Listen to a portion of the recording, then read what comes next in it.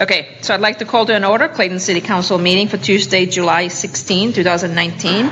Let the record reflect that all council members are present. If everyone could please rise and join me for the Pledge of Allegiance.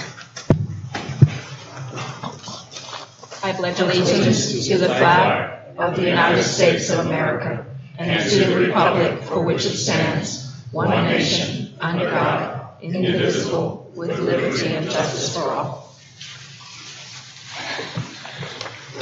Okay, our first item is the consent calendar. We have a number of items there. Does anybody, I'm looking for either a motion to approve or if anybody would like to pull any item. A motion to approve the minutes as they stand. The consent calendar as it stands. I have one question on item I. Do you want to pull it for discussion or you just have a quick question? Well, the question, I mean, we could pull it and then. Okay, so do you want to Sure, amend your that. motion I'll amend to? that.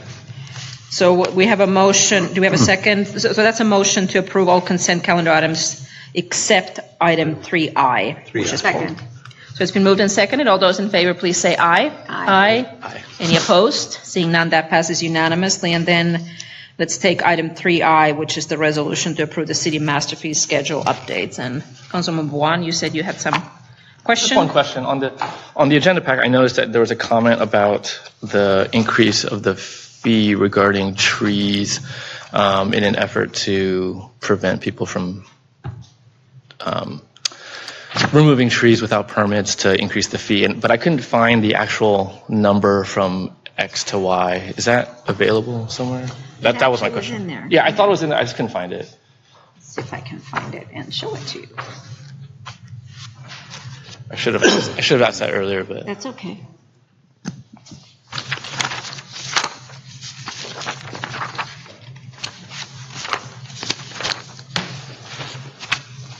It wasn't huge. yeah. Come again, what were you looking for? There's a specific mention of a fee increase regarding tree removal without a permit, or not fee. I guess it's a fine. Yes, I can, if I may, Mayor, Yes, I can find that and point to that for Councilmember Juan. If you look in the Exhibit A, which is the fee schedule that's proposed, under permits on the first page of Exhibit A, if you go about 3/4 of the way down under permits, it says tree removal non-compliance penalty. Currently, we do not have a fee for that, and what was proposed is the $39. Okay. So it's 0 to 129. Yes, correct. Tree removal permit planning, where is it here? Non-compliance penalty. If a notice is required, that's a higher level of administrative processing. It would go up to 129. If it's a small project where we don't have to do a notice to the neighbors, there's currently no penalty, it would go to $39. I see. Okay, Which cool. is the same as the cost of the permit. Yes, basically double the permit cost. Okay, that was it. Okay. I couldn't find it. Okay, do you want to make a motion then to approve? Yeah, I moved it. We approve item I. 3I. 3I. Okay, that's been moved and seconded. All those in favor, please say aye. Aye. Any opposed? Seeing none, that passes also unanimously. Then that takes us to a fun item, recognitions and presentations. And I think we have a visitor here, a guest here. And we're alerted to his presence too, I think. So let me have Dallin, if you could please come up. Hi, come on up. So this is something we do, we have a number of our residents who are part of the Scouts, and then at some point, hopefully they achieve the Eagle Scout honor. So we often do a proclamation for our citizens who receive the Eagle Scout honor. And I know you already achieved this some time ago, and I think you had the Court of Honor ceremony already, so we didn't get to come to that, but you get to come to our council meeting for that. So I want to read this over. This is a proclamation from the city of Clayton. So I'm going to read a little bit about what you had done during your scout career. So whereas the scouting movement founded by Baden Powell in 1907 enables boys to learn skills to provide duty to God and country, service to others, service to oneself, and whereas Scouting requires a commitment of time and energy to moral, civic, and physical ideals which help the individual, the community, and our nation, and whereas the Boy Scouts of America has merit badges and levels of accomplishment, with the ultimate attainment being the coveted and rare Eagle Scout Award, and whereas Dallin Sorensen of Troop 492 of the Mount Diablo Silverado Council has advanced through the Scout ranks from Scout in May 1, 2013 to Eagle Scout in July 12, 2018, and whereas Dallin Sorensen has carried out the Scout Law and Scout Oath, has completed 27 merit badges, such as citizenship in the community, nation and world, personal fitness, rifle shooting, first aid, cooking, swimming, camping, and Dallin particularly enjoyed the scuba diving, personal fitness, and plumbing merit badges. And whereas Dallin Sorensen has completed over 47 nights of camping, 134 miles of mountain biking, and over 150 miles of hiking, including Point Reyes, Mount Wittenberg, Mount Diablo, Mission Peak, Fakes, 20-miler, and Immigrant Wilderness. And whereas Dallin Sorensen has held the troop leadership positions from the team secretary and instructor, and whereas Dallin Sorensen has given extensive service to the community, including scouting for food drives, cleaning rain gutters for the elderly, collecting food for the Contra Costa Food Bank, and Clayton Cleans Up. And whereas Dallin Sorensen proposed, planned, and led and completed his Eagle Scout project of constructing and renovating the shot put area at Clayton Valley Charter High School, involving scouts and troop parents in cooperation of completing the project. And whereas Dallin Sorensen has a reputation for swimming in icy cold lakes, carrying extra airsoft rifles, smiling and laughing while hiking, and spreading joy everywhere he goes. Now, therefore, I, Tuya Catalano, Mayor of the City of Clayton, on behalf of the entire City Council, proclaim our pride in Dallin Sorensen and commend him for his contribution to the betterment of our community, and in recognition of his accomplishments, do hereby proclaim Friday, August 16, 2019 as Dallin Sorensen Day in the City of Clayton. Perfect. Thank you. Great, thank you. And hold up.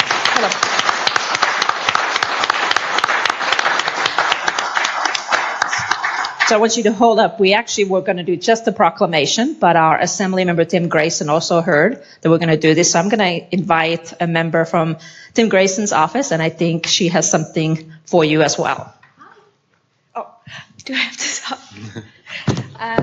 So in honor of you attaining your Eagle Scout recognition, we would love to present you the Certificate of Merit from the California State Assembly, assigned by Assemblymember Tim Grayson.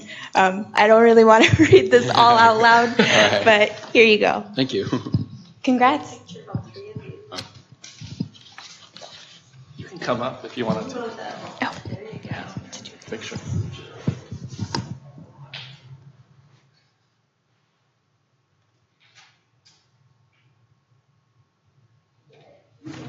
Great. Let's give him a round Thank of you. applause.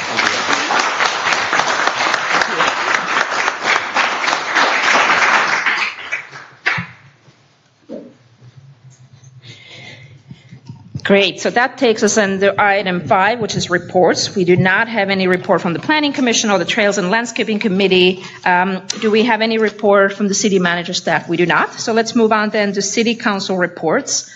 Councilmember Juan would like to start. Yeah. So I think we all participated in the parade. That was really fun. It was my first time, so that was pretty cool. And then we also, I don't recall the exact date, but we had our special session to interview the incoming candidate. That's later on the agenda, so we can talk about that later.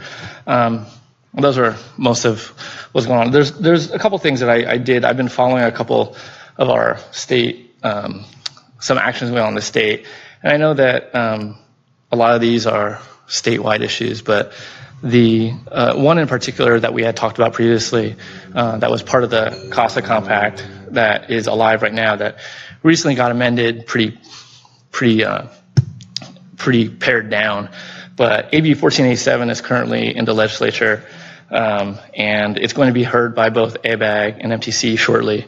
And I think I urge everyone who is interested in these things to read about them and then make your voices heard, both with these committees, because I think that they'll be receptive to public comment. So I would encourage that. Thank you. Vice Mayor Pierce? Absolutely. And I'll start with the last one first, and that's 1487. I have spent probably 5 days over the last month in meetings on AB 1487, including meetings directly with Assemblymember Chu. The Association of Bay Area Governments and the Metropolitan Transportation Commission assigned an ad hoc committee of equal members of MTC and ABAG to work on 1487 with the Assembly member. They have been incredibly cooperative, and I wish all legislation worked as well in a collaborative manner. What we have accomplished is to make sure that there is no new regional agency, that the governance of any new funds that might be raised through any of the vehicles that are included in the bill would be jointly managed by ABAG and MTC. The current version does not have all of the amendments that have been agreed to. There will be a new version out at the beginning of August. ABAG and MTC have recommended from their legislation committees to their full boards to take a support when amended.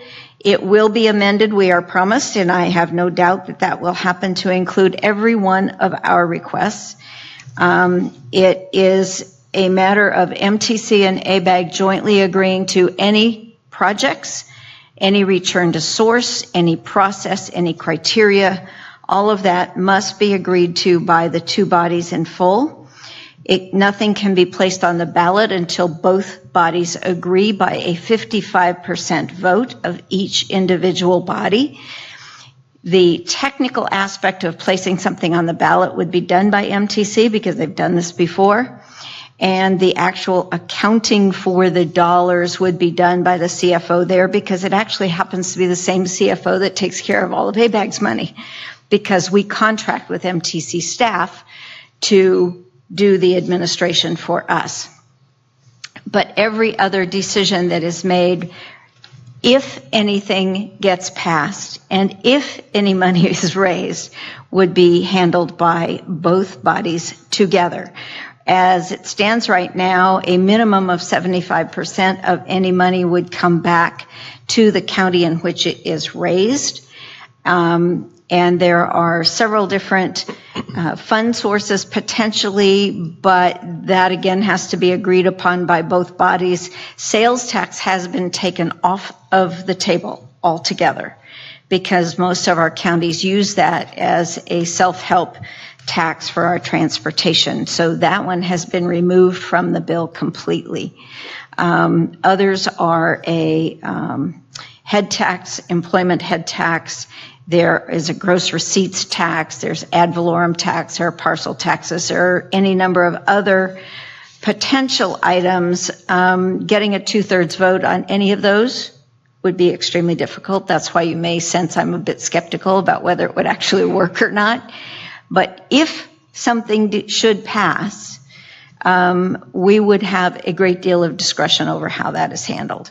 And there would be a return to source aspect to that. And it would be a resource, since redevelopment has gone away, that would be available to us if we had something for affordable housing that we wanted to do. Not a requirement, but an opportunity. So I can go into more detail on that if anybody has any other questions on it, but let me just say I have been very encouraged by the process that we've gone through with Assemblymember Chu. It's very refreshing. So over the last month, I have had several Contra Costa Transportation Authority meetings. We're working on the transportation expenditure plan. I'll brief you on that later in the meeting. I've had several Association of Bay Area Government meetings. We've been talking a lot about legislation. Had a meeting of the Bay Area Regional Collaborative, which is a group with representatives from all four of the regional bodies, from MTC and ABAG, as well as the Bay Conservation Development Commission and the Air District. And so we had a regular meeting talking about resilience and sea level rise. Attended the interim city manager interview. Been working extensively on the transportation expenditure plan as part of the ad hoc committee there to shape what we'll talk about in a little bit. I had the honor of attending the East Bay Leadership Council installation dinner for their new officers. They have been incredibly effective in raising the awareness of the needs of the East Bay, both legislatively and to get jobs coming to the East Bay. We spent a good bit of time putting together the 4th of July parade, and I particularly want to thank both Laura and Janet for all their work on that. And Sandy Johnson is also one who works on that. The four of us pretty much pull it together. Dan Richardson puts out the signs and helps us make arrangements for parking with our folks downtown, but it's one of those day of where everybody pitches in, and it was a lot of fun. And it wasn't super, super hot this time. I forgot somebody. Oh, Mike Williams, yeah. Well, you know, he always shows up and does the same job every year. We don't even have to have him in a meeting. He always puts up the tents and the chairs for the seniors that come down from Diamond Terrace, and he runs and gets them, and Jim goes and gets all the golf carts and shuttles people around from the breakfast to the handicap parking lot and all up and down Main Street, and is always at the other end of the street when I need him to hitch a ride. I'm just going to have to figure out how to whistle, I guess. I do have your phone number. I was just teasing. It's a good day for everybody. We had a good time. Attended the concert. The last concert was absolutely amazing. We had probably close to 4,000 people in our park. And it was so packed that as we were collecting money, we were literally being handed from one person to the next because you couldn't really walk through unassisted. It was that crowded. And we had a record fundraising. Over $4,300 was collected from that one concert, which goes to pay for the concerts next year. We make sure we get it all collected this summer for whatever we're going to book for next year. Had a meeting with Senator Glazer's staff regarding AB 1487. That was a very productive meeting. And we attended the mayor's conference. That's it, Thank you. I think. Thank you. Councilmember Wolf? Okay, well, since the last time that we met, let's see, had the concert in the Grove, Boys of Summer, $3,000 was raised there. That was great. I also met with Oktoberfest more than once over the last couple of weeks. Have more of that coming up. Attended the Library Foundation meeting. Also met with our headhunter who's looking for the city manager position. And also attended and raised money at the concerts in the Grove for the record take that we had, which was really quite some time there. It was impossible to walk through that crowd. Amazing. And then attended the city manager interview. And then spent the 4th of July, as I have for the last 8 years, announcing the parade. And that was finally getting the hang of it now. So You got it down. thank you. Yeah, that was a lot of fun. The Kitty Parade just keeps getting bigger and bigger every year. And I want to put a shout out to Gary Napper for helping to organize that whole thing. And it was nice to actually see him in the car as well for his retirement send-off. It was very hard to get him in the car, but not because he was too big to get in the car. No. We kidnapped him. Yes, we kidnapped him and put him in the car.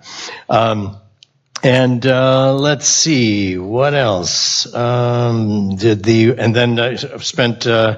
the last Saturday at the barbecue cook-off downtown, spending the entire day announcing there as well. Do that every year. And I think that's it. I do want to make a note of August the 9th, since we don't have a meeting before then. Is that right? August the 9th, KTVU is coming to do their morning program in the Grove from 9 a.m. to 10 p.m. They want 9 a.m. to 10 a.m., yes. And they want people to come down there and support their show and show solidarity for Clayton. So that'll be great. Okay, that's it for me. Thank you. Councilmember Diaz.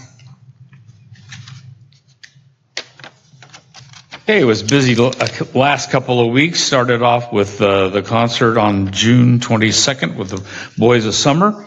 I also attended the special council meeting to interview a interim city manager, which we're acting on this evening. Had a car show on the 26th. On the 28th, attended the Contra Costa County Fire District Academy graduation for class number 53. They continue to move forward, and there's been a tremendous turnaround. The new fire chief, Louis Bouchard, is continuing all the work that Jeff Carmen did when he was the fire chief and came in to help restore things back to a more stable situation. And they continue to graduate class after class to replace any deficiencies or loss of staff throughout the district. Wonderful event. I attended the Contra Costa Water District Board meeting on the 3rd of July, and the focus of that meeting, just to reassure everybody, that they are working closely with PG&E to make sure that if there are any short-term power outages, that the water supply will not be interrupted. That's their plan. That's their goal, and they're working very diligently with PG&E. On the 4th, started off with the pancake breakfast, which I attended. Did I answer that? They just delivered a big time generator. Sorry. We will come to public comment in a moment. Oh, okay. Thank you. All right. Thank you. Okay, started off with the pancake breakfast, and then as mentioned before, Mike Williams and I do the transportation for not only handicapped people that are over at Mudvilles, but also the folks up at Diamond Terrace that we bring down, and Mike sets up all the seats for the Diamond Terrace people, who are very, very grateful that we do that year after year, and they certainly enjoy it. Concert on the 6th, which included, as Julie mentioned, probably our stellar attendance that day with, I don't know how many people, probably 4,000, but there was a significant amount of money raised that night for a future concert. So we had another car show on the 10th, and then again on the 13th, we did the annual barbecue. Lots of good entertainment, lots of food. Who won? Who won? Spitz Brothers. Again? Yeah, Spitz Brothers did the backyard. They were. I don't know if my Choice. mic is on. They were People's Choice. The People's Choice and repeat. They were a repeat winner. So that The People's Choice, and that is becoming a very popular portion of that event because people can go and sample. It was quite an event, and I think Big Papa was the overall winner for KCBS, and so that was good too. For those of you that missed it, it's a tremendous event, and it just continues to grow year after year, and great attendance, lots of good food, lots of good entertainment. And 97 degrees. It was great. Yeah. Thank you. So a couple things for me. On June 24th, Monday, I attended the East Contra Costa County Habitat Conservancy Board meeting in Oakley. This is a board that consists of the cities of Brentwood, Pittsburgh, Oakley, Clayton, and then the county. Then that same day in the evening, I also attended, like all of my other colleagues, the closed session regarding the interview of our city manager, which is coming up later on agenda. Then on 4th of July, obviously attended also the 4th of July parade, and I also want to thank our city staff, including Janet and Laura, who are here, as well as the other volunteers. You know, none of these events happen without volunteers and somebody doing some of the work behind the scenes, so thank you for that. Then on July 11th, Thursday, attended the mayor's conference in Pleasant Hill. The topic there this time was a PG&E presentation regarding their shut-off events, and it was a very similar presentation that we had already received in our council meeting, so not much to add there. And then I also attended on July 13th, the barbecue cook-off. I was in the People's Choice booth selling the tickets, and it was a mad rush to sell about 2,500 tickets in about 2 hours. So, But you and Peter Cloven, Commissioner Cloven, did a great job of moving that line along. That was We tried. But, so that was the event. I do want to make one other mention. I want to thank Councilmember Juan for the prompt. There are a number of, pieces of legislation that are pending throughout the state. And, sometimes it feels like things are going on in Sacramento and we do not have a voice, but we do have a voice, and there are opportunities when we can voice those opinions and get involved. When we talk specifically about AB 1487, which you mentioned, so this came up in the Contra Costa Mayor's Conference. I think it wasn't last time, I think it was 2 meetings ago. So it came up there for evaluation by the Contra Costa mayors, and also it was an action item for us to take a vote on that as to what recommendation we as the Contra Costa Mayors Conference can put forward. So in that context, I, along with many other Unanimous, right? it was unanimous, yeah, but many other. Senator Glazer? No, we took a couple different votes. There were a couple different votes first as to whether to support unless amended or whether to oppose unless amended. My position was to oppose unless amended. So at the time, and that was the message that got delivered from that body. So there are ways for us as council members, even in our small city, to influence and impact things. So with that, we'll move on to other reports. I think we have Keith Hayden here, who is going to be giving us a report for the Central Contra Costa County Transit Authority Board of Directors. Please. All right. Good evening, Mayor Catalano and Council. I've come before you with Keith, update. that one's not on either. I occasionally come before you and give you updates on what's going on at the Central Contra Costa Transit Authority, and wanted to come tonight and give you really a summary of what's happened up to now for this year. So it's a mid-year report, and I did hand out a copy of what I'm going to be referring to this evening. I've broken the presentation into 3 areas. First being service and fare update. That's probably the biggest impact on our Clayton residents. And then innovation upgrades and projects throughout the system. And then the budget and finance, just to give you an idea of how the entire county connection system is being financed. So first off is the service and fare update. In March of this year, for the first time in, I believe it was 6 years, it was time to relook and reallocate resources based on actual service that we're seeing on our bus lines, and also to increase the fares for some of those lines for the type of fare that is being used to pay for that service. And by that I mean cash versus the Clipper card, which we're strongly encouraging. So in some areas we did increase the cash fee from $2 to $2.50 because that's the biggest hindrance to our buses staying on schedule. Because if too many people get on and try to pay cash, it slows the bus system down, both retrieving the cash and giving change if they don't have exact change for the bus ride. So to encourage that, we have increased the cash fee but left the Clipper fee at the same rate. So we're hoping that that does encourage more and more people to get the Clipper card, which is much more efficient and quicker. If you're probably aware, it's Route 10 that serves Clayton and was able to protect that. Although based on the lack of usage on some of the routes or timing of the day, we did extend the time between some of our pickups from an average of 15 to 30 minutes to 30 to 60 minutes. But we did retain our entire route with the same coverage from the beginning and end of the day. So we're going to continue to monitor that and make sure we have bus service available to Clayton.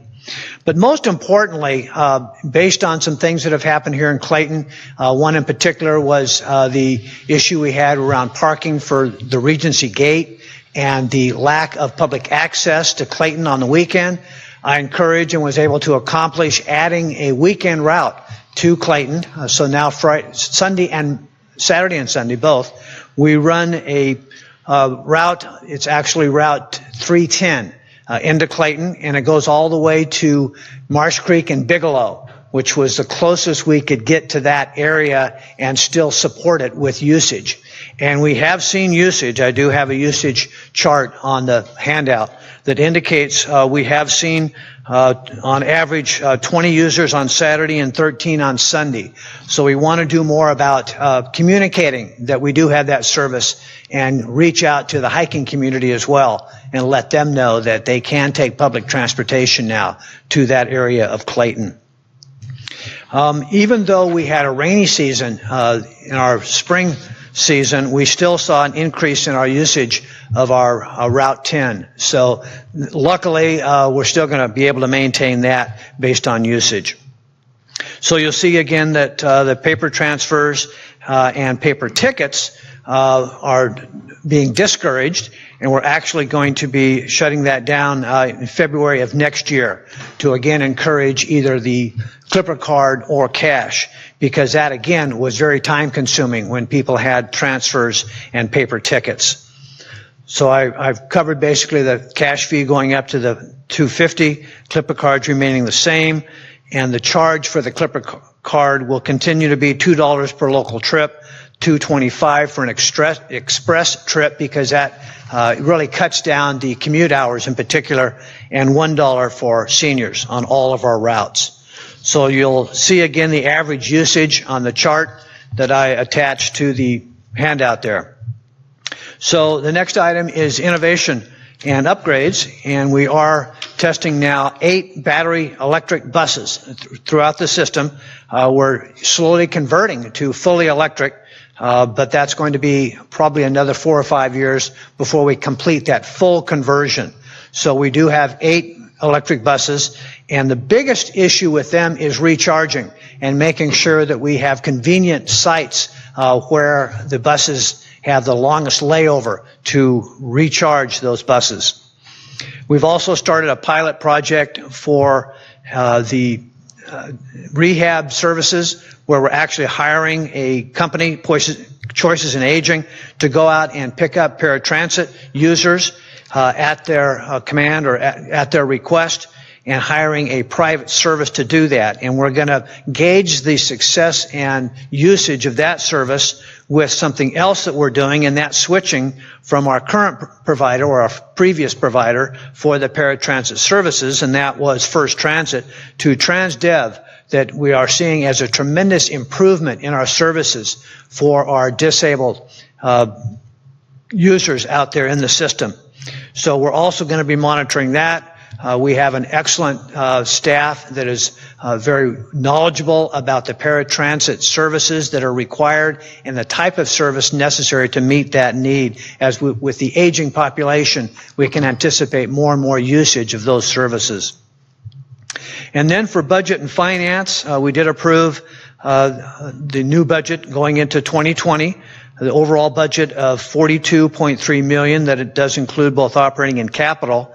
I wanted to break out where that money comes primarily for the operating budget of the $41.6 million, and that is funded 82% by local and state funds, Contra Costa Transportation Authority Measure J, sales tax, the State Transit Assistance and Transportation Development Act. 13% comes from the actual fare revenues that the users are paying, 3% from federal funds, and 2% from other revenue. So that gives you an idea of how we're able to finance this bus system that we want to encourage people to use more and more. And that generates about 220,000 revenue hours on our fixed rate service, and over 74,000 hours for the paratransit services. So you see, that's a growing segment, and we want to make sure we stay ahead of that and be able to meet that demand. Again, we're increasing the fares for cash users to encourage the use of the Clipper card. We did make the changes then to our routes, and all of that is with the idea that we want to maintain the ability to finance what we feel is meeting the needs of the public. And talking about the public, there's also a concern about the CalPERS retirement funds, and wanted to assure you that we have not enhanced our benefits. We know that's eventually going to be coming, but because those benefits were not enhanced, the fund is actually 91.5% funded. And that's a big focus of County Connection, is to make sure we have the funds necessary for those that are retiring as more and more people are aging through the systems. So that gives you a brief overview of what's happened this first 6 months of the year. We have the Board of Directors actually meets once a month, and then we have subcommittee meetings. And I'm on the operating subcommittee meeting that also meets once a year and then reports to the Board of Directors. So it's working efficiently and trying to serve the needs of Clayton as well. Okay, great, thank you. And we may have a couple of questions. I see a couple of us asked. So I have first a quick question regarding the budget. Is the budget this year, is it pretty similar in terms of revenue and expenditures to the prior year's budget? Is it? Yes, just reallocation on how it's used. Okay. And then Councilmember Wolf? Yeah, I pretty much, that was one of my questions as well. Do you know, has the fare from revenues been consistent for the last 5 years or so, 13%? Or have they fluctuated in any way, or is it increasing? Oh, the source of funding? The source of funding, yeah. Yes, the source of funding has remained relatively constant. And do you see any increases happening here with the Clipper card idea? Is that part of the goal? Well, because Clipper is going to be, the fees are still frozen for Clipper, so we're not going to see an increase with the per usage fee, but we do expect to see ridership go up. It's going to be a little more convenient. So we're hoping to generate funds. It's going to, the challenge is making sure that the increased users make up for the cash fee users that aren't comfortable yet using the Clipper card itself. So we're doing a educational outreach program, instructing people how easy the Clipper card is to use and to recharge, to encourage that as well. So we're hoping that'll make up that difference in the fare source. It's great that we got Route 310 coming through on Saturday and Sunday now. That's fantastic. But how hard of a sell was it to continue Route 10, number one? And number two, why go to 30 to 60 instead of 30 to 45 minutes? Is that just part of the bargaining to keep? Well, they actually look at the usage per stop on every route and for the various times of day. So they looked at the time of day. And for those that are being heavily used still, they stayed with the 30 minutes. And those that they weren't seeing that increased usage or the demand on the 15 or 30 minute interval, that's the ones that they extended. Right. I could just see 60 minutes for waiting for transportation could dissuade people from wanting to ride. But anyway, that's all I have. Thanks. Yeah, that's how I was able to sustain our increased service. Was that a hard sell? No, when they looked at the overall usage, we're one of the most popular routes.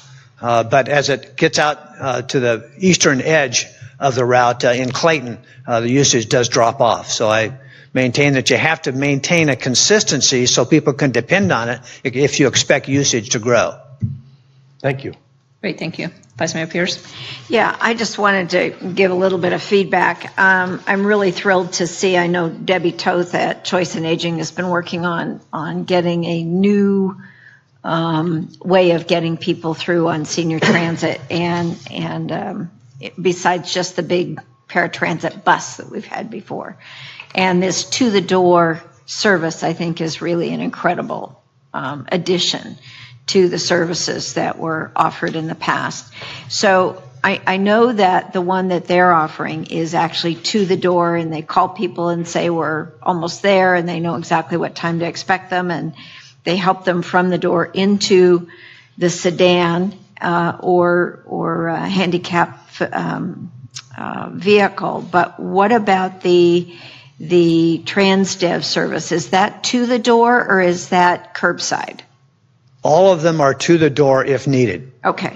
And many that's of them, a big change yes, from what we had before. And many of them are also converting to smaller vans. Yes. That are more accessible, easier for entry and exit, and actually easier to disband or disperse out based on need. And it's a little quicker in traffic. Operate. Yeah. Yeah. Great service. Thank you. Great, Okay. Thank you very much for that update. All right. That was great. So then we'll move on to item 6, which is public comment. This is the opportunity when any member of the public can address the council on any item that's not on today's agenda. I do have a couple speaker cards, but if anyone else would like to speak, For any non-agenda items, please do come up after these three. So Ann Stanaway.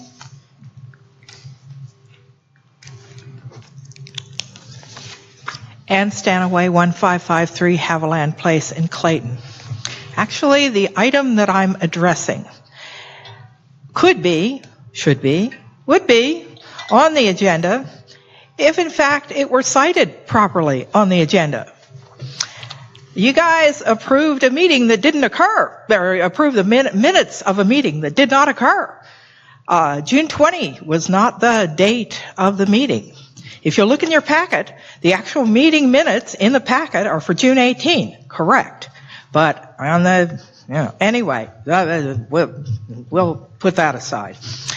I am disappointed that the city continues to publish summary minutes deficient in information of vital interest to the community. Had verbatim minutes been published for June 18, everyone accessing the website would have been able to hear just how much our fair city actually values public safety. During PG&E's presentation on measures being taken at the provider level to supply power safely and efficiently to its customers, the gentleman stressed the necessity for maintaining clear access to Clayton's public right-of-ways for PG&E crews. Not included in the city's summary minutes are the follow-up questions and comments from our council members that, interestingly enough, included no acknowledgement of the city's obligations to fire lane enforcement. Instead, these summary minutes contain nothing more than a general reference to the fact that PG&E gave a presentation. The minutes give no hint that PG&E relies on a diligent municipality to maintain the statutorily mandated 20-foot unobstructed public access roadway to carry out its corporate endeavors on behalf of the public safety. Published meeting minutes should illuminate city residents, not treat them like members of the Mushroom Club, kept in the dark and fed on blank. Abandon summary minutes. Publish verbatim minutes. Use voice to text. Free, cross-platform, and user-friendly. I strenuously object to the City Council's adoption of the minutes for this meeting as they appear within the packet. Thank you. Thank you. And I do note, thank you for that comment on the date, though, that the actual minutes that we have in our packets are for June 18th, which was a Tuesday, so that is a correct date. And our minutes are, the full video is always available on our website, which is a verbatim transcript of what happened. Glenn Miller, please.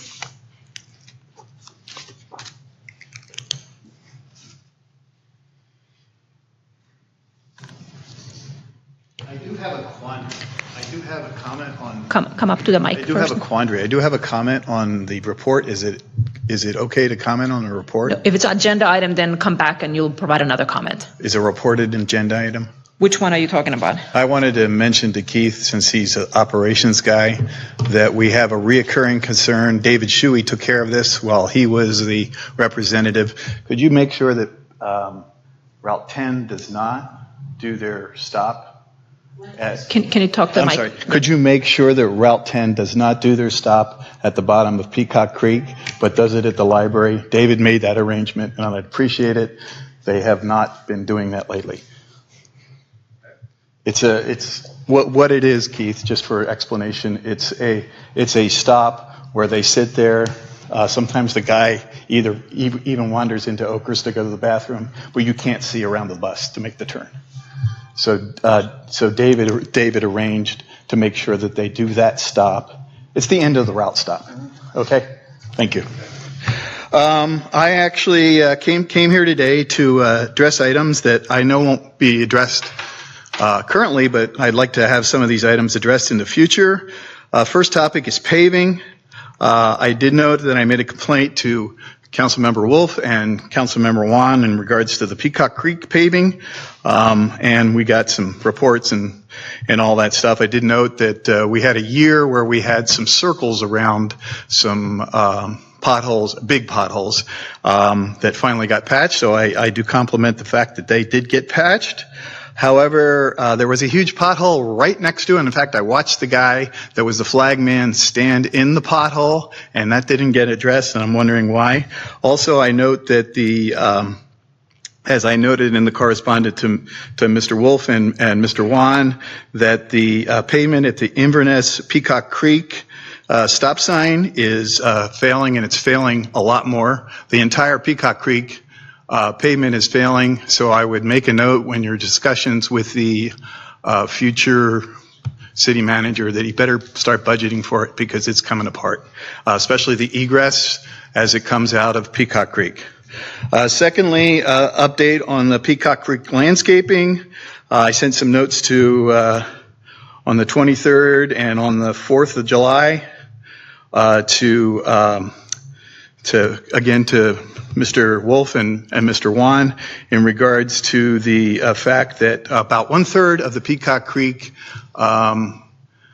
landscaping is not being irrigated. This is the 3rd year now that this has occurred. I've been able to independently confirm with maintenance crew members that are supervisors that each year the water gets turned off and never gets turned back on. I've asked whether or not this is by design or it's just oversight, but it's still not on, and it's 16th of July. And also, I'd asked that in past times, the services up in Peacock Creek have begun down at the bottom of the hill. They obviously are allocated time. I have confirmed this with crews.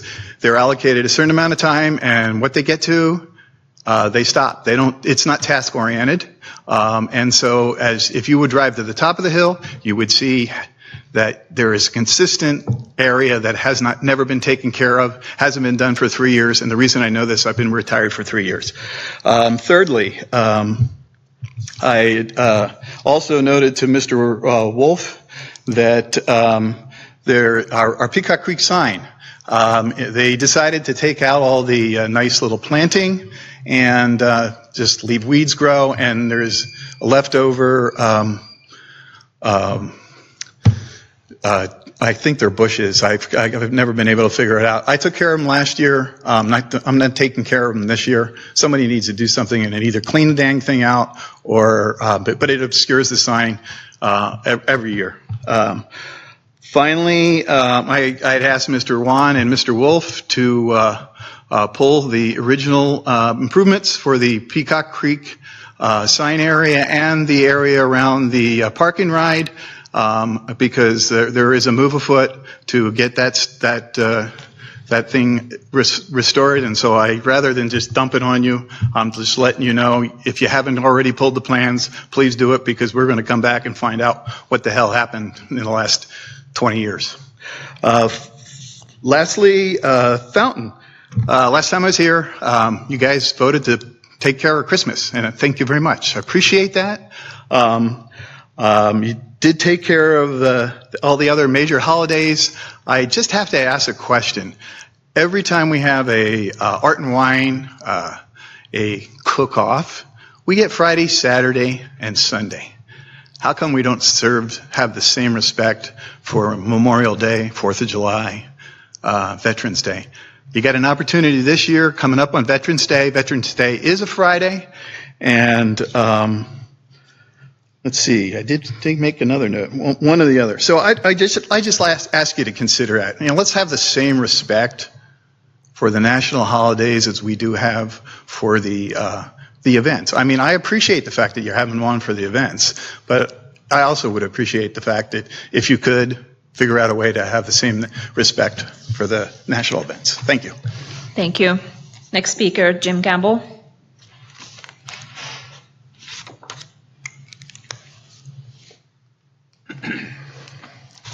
I'm Jim Gamble, Prospector Place.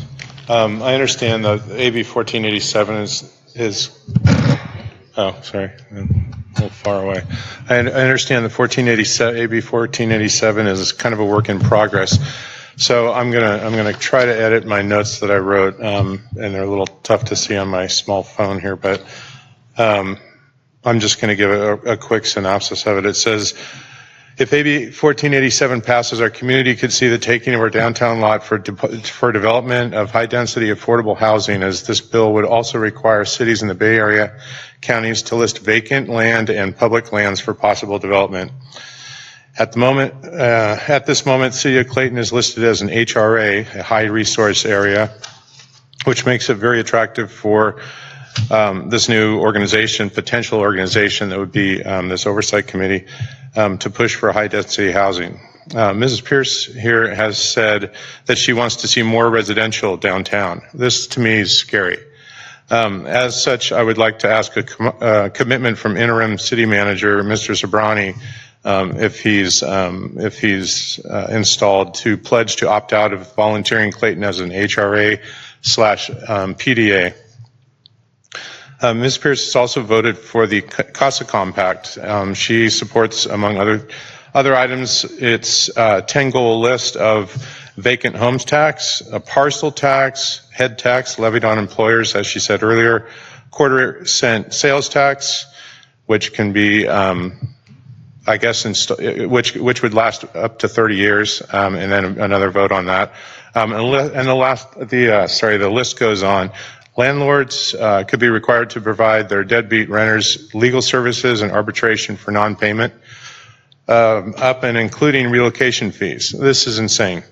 So here's my proposition. I'll make it quick.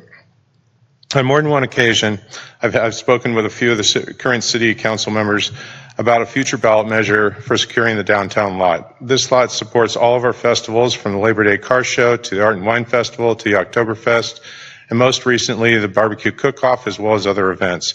It also provides parking for our concert series downtown. This lot is owned by the city and actually the people of Clayton, but it needs to be protected. I'm calling for those that I've spoken with to submit a ballot measure for the November 2020 general election that would be a simple yes or no. Yes would be the downtown lot is deemed and zoned as a multi-use park, or whatever creates a secure zone that is untouchable by state or public agency, and only temporary structures can be added or subtracted to it. We know that upkeep on this lot is very minimal in outgoing expenditure, but this lot could, with a 2/3 majority of voters through another ballot measure, be converted to another use or sold for development. I'm asking for the ballot measure for November 2020 that would finally put folks at ease about this lot being developed. I took a couple polls over the last year, a little over a year ago, which showed a 700 vote sampling of 90% in support of leaving the lot as is during the Fulcrum debacle. Another with a couple hundred votes a few months later gave an 87% in favor of leaving that lot vacant. This is a popular subject among voters. Citizens will be watching this request, and I don't intend to let it lie. Thank you. Thank you. I don't have any other speakers. Is there anyone else who'd like to address? Go ahead, come on up. And please state, when you come up, please state your name and when you come up.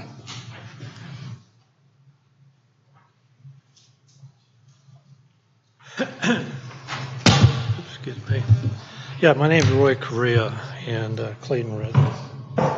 And I've not really come to these meetings. Sure. But I have been kind of watching, monitoring some of the things that are streaming a little bit, not a lot, trying to get a handle on things. The big picture for me is that, we're going into mid-year July already. So my question is, if you back up, and I look at it simply, I'm a private sector guy, right? And so I look at it from a standpoint, what's been accomplished? What's been achieved? What are the deliverables that have been produced, developed? What do we know about them? And what evidence do we have of them? Question, right? I'm not going to get in the weeds of all this stuff, because there's a lot of, so there's a big picture stuff. There's some reaction. And I look at the things that are, the funded things that are out there, what's the scope of them? I don't really know right now, but I don't seem to be getting that information from these forums. And Now I'm just going to hit some things that I think are concern to me and concern to others. Health issues, Clayton, right? We've heard about Roundup. I know Clayton is using glyphosate, and we know the lawsuits that are taking place throughout the country. I think California just settled at least $300 million in lawsuits already, from what I understand, if not more. Where are we? Where's Clayton on this? People have major concerns about that. So what's going on there? And who owns that? Who on the council owns that? And what is being done about this? I don't know. Again, private sector. Does somebody own it here as a council member or not? Or as a team? Tell me, talk to me, help me understand what you are doing. Okay? It's a toxic thing. We all know that. The other is, I read a lot about robberies, break-ins in Clayton. They're on the rise, from what I gather. And in the data that I'm looking at. Is it precise? I don't know, but I do see neighbors talking about it. What is this? Is this the website for the neighborhood website? I see information there. Question, what's going on, right? Do you guys have a handle on that? Okay, you're supposed to be the guardians of this town, right? Looking out for it, best interest. Another thing that's going on in my head is that, the business issues, let's just call it business issues. Downtown, the look and feel of downtown Clayton, it needs a refresh. We all know that, right? So what's being done there, okay? How can the city council and the public get engaged? And where's some nice leadership that's going to say we need to do something? And if leadership steps up, what do you want to get done, okay? What's the vision of this council, okay? What do you want to achieve? I'm not getting that from I'm not getting that at all. Okay, I'm just being straight out, and I'm not trying to be, diminishing or pejorative. Empty buildings. God, we have those empty buildings like forever. What gives? Okay, what can be done? Is there? Then you start getting the weeds of that. I'm sure there's some stuff in the weeds in that, contractually, legally, etc. But something needs to be shaken loose there. All right, and there's some people who have no business in Clayton, right? We don't want any new business in Clayton. No, we want to, keep it parochial. Okay, okay, that's fine. My opinion is simply everything should be done incremental. Let's bring in some new business, attract them. Okay, and how can you best attract them? All right, and certainly there's somebody somewhere, someplace who would like to bring in a business here. Think about that, right? Break out of the boxes. In my opinion, that we're in, that Clayton is in. Parking issues. Man, I've been hearing about Regency Park for forever, okay? And in fact, I had 3 people that I know out in that area who came back, or were talking, and they were mentioning there were 3 families, and they had to negotiate among themselves as to where they were going to park because they had a function going on a particular day. Holy crap. Excuse my language, but geez. So what's being done there? Certainly there are cities, towns, San Francisco, good example, where there are measures taken for those kinds of situations. Where is the leadership that's going to take ownership of this? Get it done, okay? You've gotten certainly every month, from what I gather, there's input here, and where's it going? Who owns that problem? Who owns it, and who's going to deal with it? Okay? Do something. Those people are hurting over there. Put yourself in their shoes. Really? Okay. The other thing, QA, quality assurance, paving in the street. The streets look really good, okay? But who's doing QA? Okay? I look at the streets of paving. I got paving in my street, and now I'm seeing cracking. There's, I think I heard tonight that somebody had, some potholes or something to that effect, okay? Where's the QA? Who's following up? Nobody's come by and said, ooh, look at this. There's a pothole over here. It's cracking over here. Contractually, who did it? Who's the QA? Who's doing the QA? And who owns that problem? That's raising the expectation and the quality of life in this area, right? Let's not, okay, we don't want to be mediocre. Okay, I think a lot of the public expects more. Okay. Last one. Oh, tracking, I just wrote down in my notes here, tracking and reporting. I don't have any idea of tracking and reporting that's going on in such a way that I can go look at some place where there's some tracking and reporting and see ownership, who's doing what, incremental progress, here's what we're doing, we're going to get there. I don't see that. I'd like to see that. A lot of talk about Danville. I used to, anyway. Don't hear a lot about Concord, though, okay? Visit downtown Concord, right? With the Todos Santos Plaza and what they've refreshed and did in that little town. Fantastic. Emulate some of that. If it comes down just to the simple pots of flower, pots that they have there, beautiful, and they refresh them, okay? So I can, make it, raise the quality. And so track and reporting, the last one is, I understand now that we're going to be the council that Clayton is going to be hiring a new city manager. And I was watching the streaming thing, and I saw a discussion between Ms. Catalano and Jeff Wan, and saying that how is that going to happen? And it was an abrupt discussion in which two people, Ms. Catalano and Ms. Pierce, are going to make that decision. They're the red light, green light people on the next manager. Really? Mr. Wan came up and said, excuse me, but, count me in. Count me in on this. Rejected. This gentleman, Mr. Wan, due respect, I think, I may be wrong here, but I think he gathered or received more votes than anybody else in the last election. And really, that's like, and if you back up, that's where the fresh thinking comes in. Okay? Why, again, we're talking about representation of the town. And I look at Mr. Wan in this particular case, hey guys, I got a lot of business experience. I've been involved in these things, okay? And count me in. Excuse me, no. And I think Mr. Wan raised a point saying that really, it's like Ms. Catalano and Ms. Pierce, that's like one vote. Thank you. Can you wrap up? We usually allow only 3 minutes for Sure. public comments. Okay, I'm actually wrapped up. That's what I wanted to talk about. Great. You heard it. And I hope you take it to heart and take some action. Great, thank you. We're going to move on to our next item, but before we do, I do want to actually clarify a couple of items. Yes. Mr. Gamble brought up CASA. The City Council actually discussed CASA in detail. I think it was over 2 hearings. We unanimously drafted a letter. We tinkered with some of the wording, but I don't think that there's really any difference of opinion in submitting that letter and our recommendation on CASA. So we did take action on that. We did discuss Roundup earlier this year. We had a whole hearing and probably a good hour or more on that item. Regency Parking Pilot Program, we actually approved an actual pilot program a month ago or so. So that program is now in place and it was voted on by the council. In terms of paving, Clayton actually has the second highest paving rating in the Bay Area among the 91 cities and counties. So that's just a statistic that is measured by the. That's a statistic brought by. Excuse me, Mr. Miller. That's a bullshit statistic. Excuse me, Mr. Miller.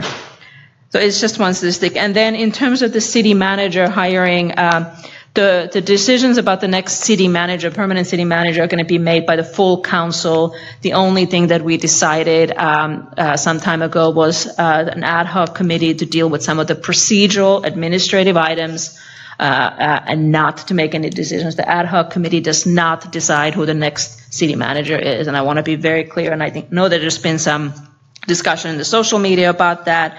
And I've tried to clarify it, but to be very clear, the ad hoc committee is administrative procedural only. I see some other hands going up. Vice Mayor Pierce. Yeah, a couple of comments on 1487. One of the amendments that has taken place on 1487, eminent domain has been removed entirely. There is no eminent domain by any regional body, and that will not be granted. It will rely on any eminent domain in a local jurisdiction if anything is to be done with that. And 1487 has been partially amended. It is going to be further amended by the Assembly member in the next couple of weeks, and we will make sure that all of the amendments that have been asked for, including all of the amendments that were requested by the Contra Costa Mayor's Conference, will be included in that as well. While the high resource area issues are still in play, we don't really know exactly what impact that will have. It doesn't look promising that anybody is going to force anything on Clayton. I don't think that's going to happen. There were some questions here at the end, and the mayor referred to it. The choosing of the next city manager is going to be done entirely by the full council. The only thing that was actually done by the subcommittee was to go through the interviewing of a recruiting firm and make a recommendation to the full city council. The full city council actually did all of the choosing of that, and the full council interviewed the interim city manager just as it will any applicants for the permanent job. Councilmember Juan. One more comment about the roads. I have received a number, both Councilmember Wolf and I have received a number of communication regarding various items that may need attention. I don't patrol the roads to look at areas, but I do appreciate if anyone does see things that may need addressing that isn't being addressed, timely, that they communicate either to anyone in the city that is responsible, any of us, or our city engineer, and that's really the process by which these things get addressed. I don't think that it's a matter of an individual going out that day and fixing every individual thing, but as we gather these items together, then it'll go into the pipeline of things that can get addressed at the appropriate time. So I appreciate if there are things that you see that is going on, it's much more efficient for anyone to communicate with us rather than us going to try and look for the items. So I appreciate if you do see those things. That's just a general commentary. There was a number of things. I have to kind of go through the list of comments here to try. I can't respond to all of them. There's too many right now, at least. But I will go back through the notes and try and if you want to drop me a contact, I'd be glad to speak with you about any of the items that you had brought up. So that's it. Oh, one thing, just to clarify, the gentleman brought up the issues about Regency. Regency has been decided. They will get a special parking permit program. It's being installed right now. That's been decided. It takes a little while to get signs installed and permits printed and all that kind of thing. But the residents have been addressed. They know what's coming. They are looking forward to it. Councilmember Juan and Councilmember Wolf worked together. They brought that to the full council. The full council decided unanimously to start a program for that. So we did address it. It's already been done. Okay, great. Let's move on then to item 7, public hearings. Item 7A is a notice public hearing on the proposed real property tax assessments in fiscal year 2019-20 for the Diablo Estates at Clayton Benefit Assessment District, and consideration of adoption of a resolution setting, ordering, and levying the annual assessments incorporating a 4% adjustment. I believe we have a report from our city engineer. Yes, thank you, Mayor and City Council. Annually, the Diablo Estates Benefit Assessment District is renewed and assessed on an annual assessment for the maintenance and operations of the 24-lot subdivision. It's the 24 lots that are Promontory Place and Seminary Ridge Place. It was originally a Toll Brothers development, and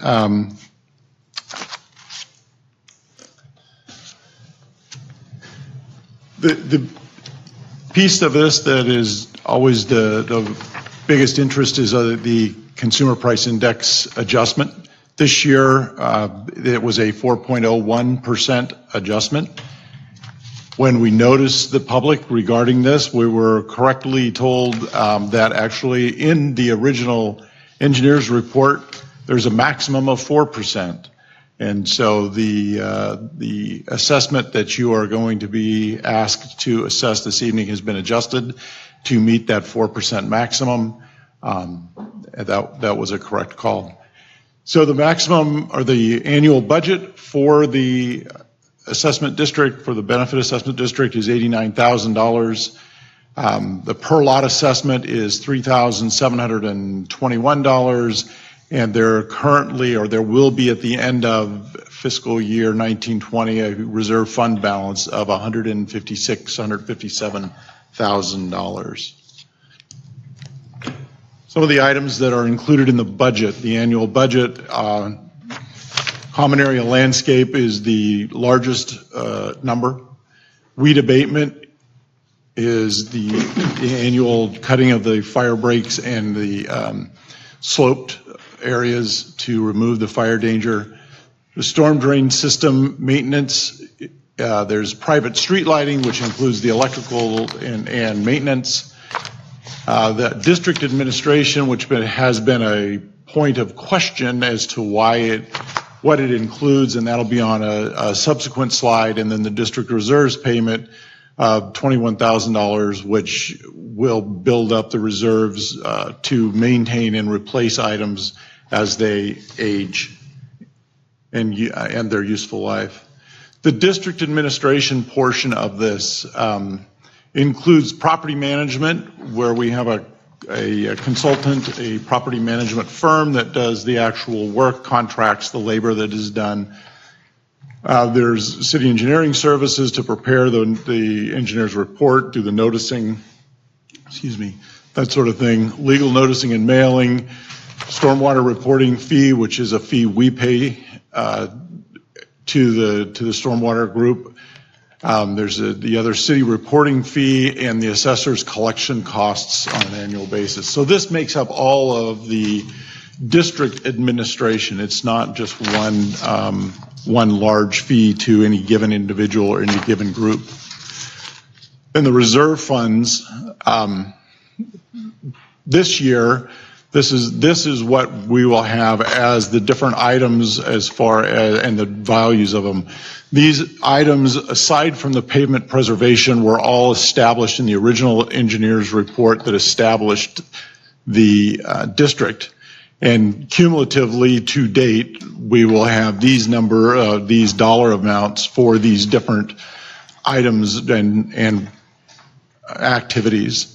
The one that I have in there that says pavement preservation, I know that this has come up at least within the residents, and they've been questioning about pavement preservation. And pavement preservation actually is the responsibility of the owners, this curb, sidewalk, and the asphalt, because each of the 24 owners own to the center line of the street, and so they take that responsibility on, and it was not included as a line item in the initial budget or the initial reserves. So cumulatively to date, we have $157,000 almost in reserves, which is appropriate. There will be expenditures which will occur at the end of year 10, and then again at the end of year 20, and then at the end of year 25, which will be fairly significant in size, and this fund will need to grow in order to be able to sustain those future payments and sustain itself. So this money is earmarked for future expenditures and planned that way, and it is growing purposefully. And I think that's the end of my slides. If there's any questions, I'll be happy to answer them for you. Great. I do have a couple of questions, and my colleagues may have other questions too.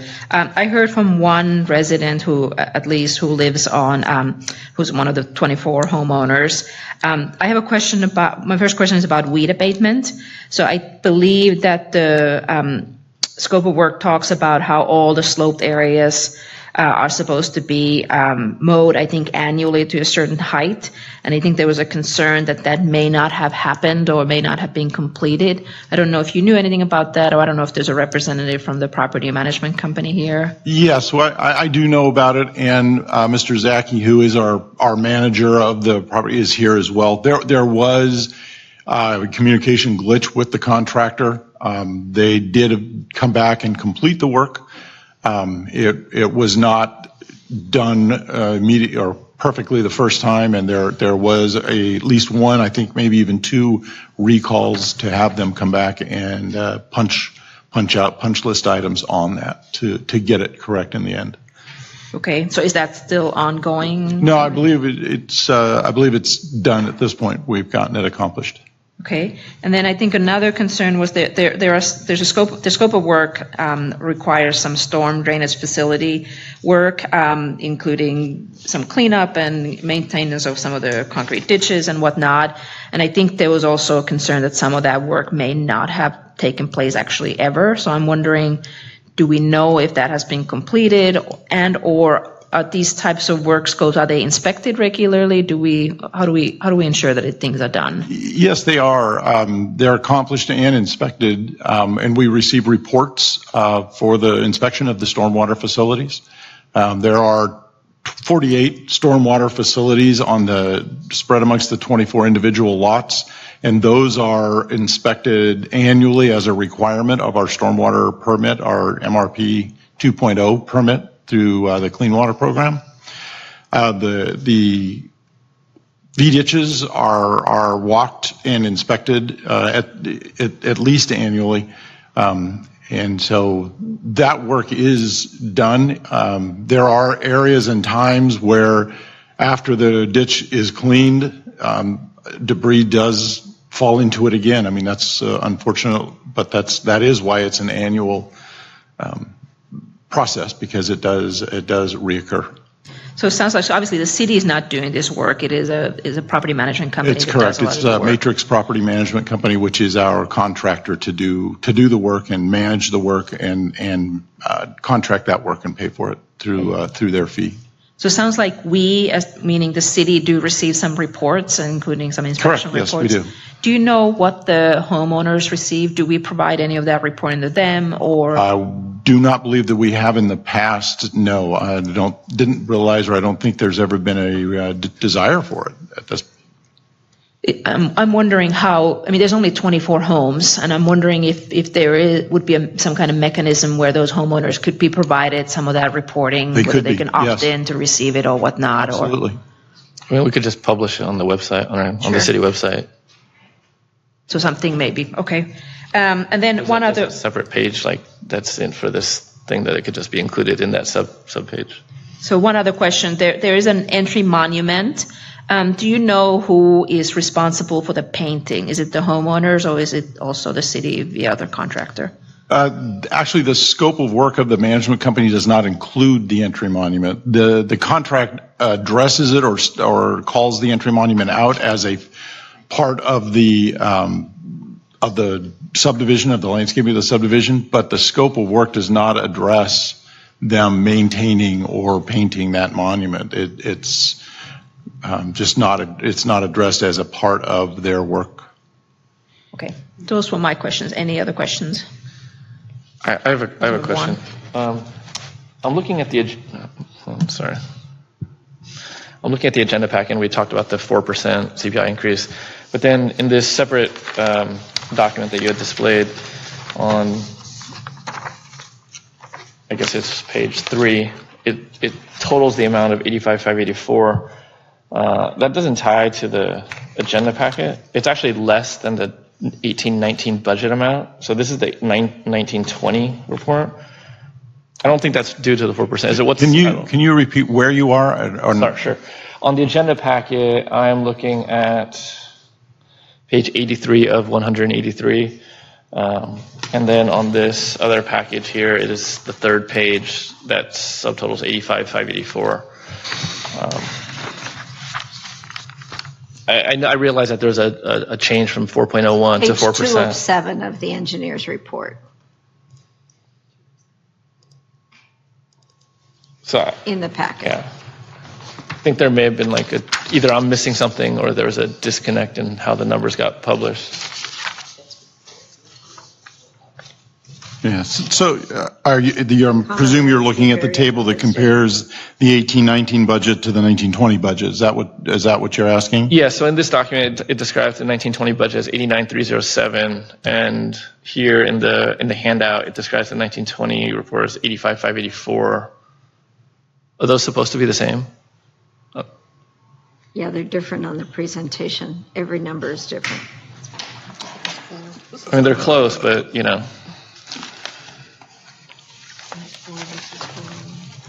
What is it here?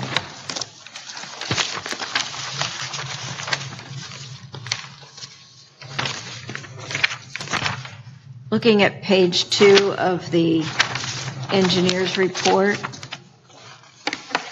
those numbers are higher, generally.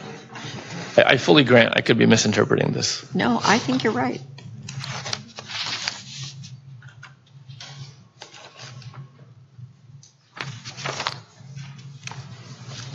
They are different, you're right. And off the top of my head, I will not be able to give you a clear answer on that. I'll have to look at it and see. Yeah, there may have just been some disconnect in how the numbers got populated. And it kind of flows through the document. I didn't want to interrupt you during your presentation, but.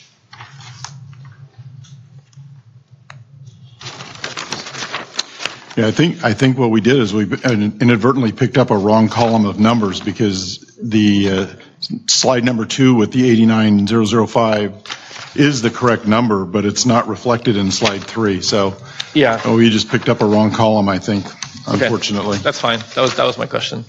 It doesn't really change the message of the presentation. But unfortunately, those numbers, that column is incorrect, and I apologize. But the action would be the same with the 4% increase in the payment.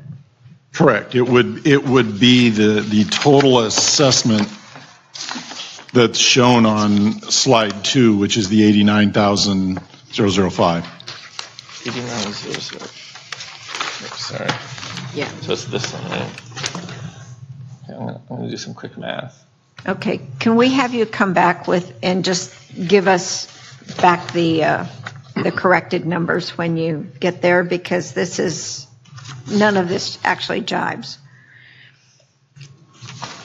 Yes.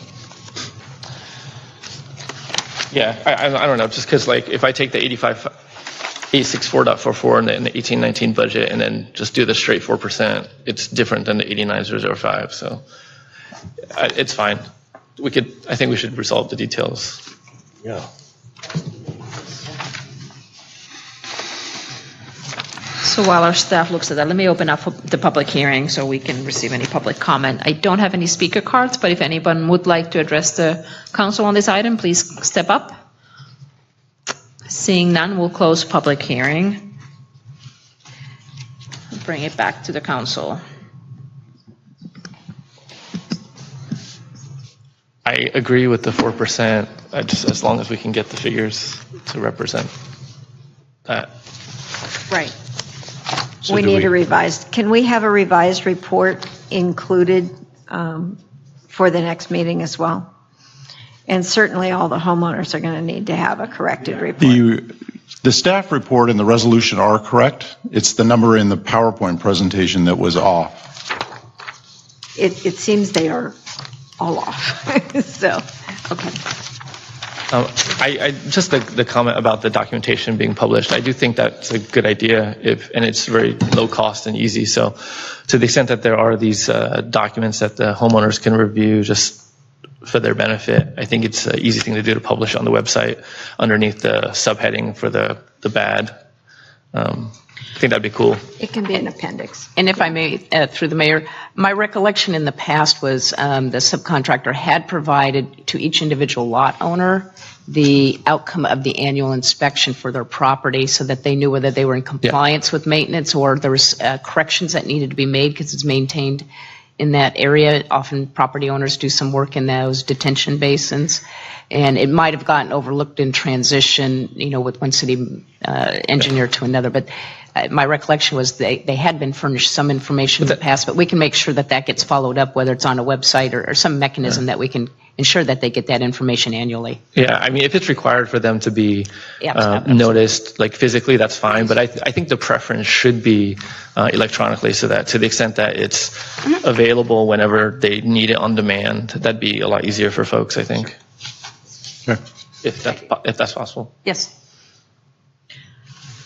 Great. So any other comment? So do we table this then until No, I think, next meeting? Do we go ahead with? yeah. And I think we're taking action on a 4%, on the 4.01% increase. All right. And it's going to come back for a second reading Did anyway. we close the public hearing? We did. Okay, then I would If move I may, Mayor, adoption. there is Go no ahead. second reading. This is your only action on it. And I think the Yes. important part is that the city engineer mentioned, it's the 4% increase. Right. Whatever that ultimately results in the right number, we'll make sure it gets Right. correct. We got that. Can we pause just for a second? Sure. So I just want to I'm trying to scroll down to the actual resolution. It's on page 79 of 183. Oh, okay, that's easier. Yes, it's much easier for those of us who are electronic because the page numbers don't match.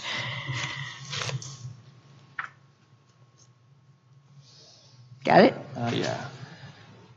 And that only mentions the actual assessment amount for each lot. And I believe our city engineer said that that number is accurate. Well, it's a What's in the gross resolution? dollar. It's a gross dollar amount, right? Correct. Yeah.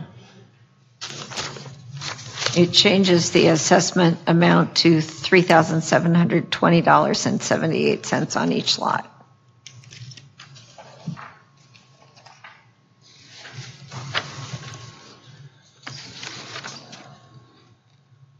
I mean, yeah, 'cause I come up with, because this says 3720, I come up with 3434 as a 4% on top. Am I doing the math wrong? 4% on top of what they had last time? Yeah, I'm doing 4% of what's listed on page You have to have their 83. they have to have their previous Yeah, assessment. 85864.44 is the total previous budget.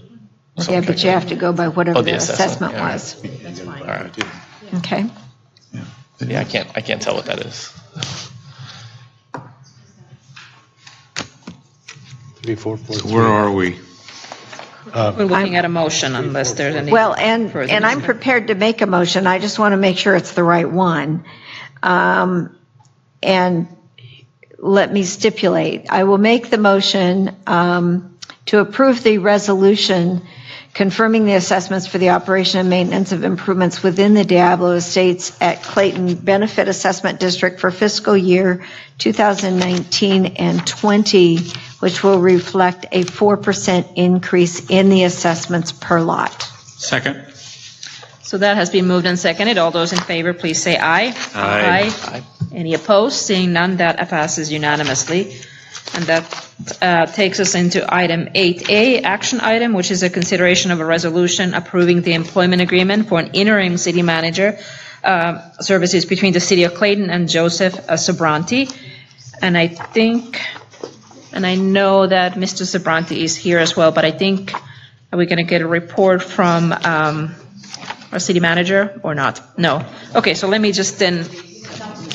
Yeah, so this is an item, so this is for the interim hiring, and the city council on June 24th had a closed session where we interviewed Mr. Sobranti, and based on that feedback from the closed session, the item is now coming back to us for an approval with a contract consistent with the feedback we received from the council in closed session. So I think, let me open it up for public comment first. So I'll open it for public comment. I don't have any speaker cards, but if anyone would like to address the council on this item, please step forward. Seeing none, we'll close public comment. Would anybody like to make a motion? I'll move that we approve the resolution for the employment agreement appointing Joseph A. Sobranti as the Clayton interim city manager effective July 29th, 2019. Second. So it's been moved and seconded. All those in favor, please say aye. Aye. Aye. Any opposed? Seeing none, that passes unanimously. I don't know, Mr. Sobranti, do you want to come up and say hi to everybody? and be exposed to the world. It's like your coming out party, the debutante. Thank you very much. The opportunity is certainly something that I'm excited about. It was great getting a chance to meet the five of you. Some of you have had a chance to meet in the past, but as a Clayton resident, I'm especially excited about this new opportunity that I have to not only work with the council, but the staff and, of course, the community as well. And I look forward to getting a chance to know some of the individuals here tonight, as well as many, many others of our community that's actually got a lot to be proud of. So, and that a lot of that credit goes to you all and your predecessors and the residents themselves. And again, I'm excited to be here. Thanks very much. Maybe you'll be so excited you'll stay on permanently. Great, thank you very much. And Subtle, Mr. Sabranti very will subtle. be, Subtle. Mr. Sabranti will be starting on July 29th, which is, I think, 2 days after our current city manager. And if I may, Mayor, retires. just from the staff perspective, we thank you very much for the selection of Joseph Bronte to serve this with us on staff in the community.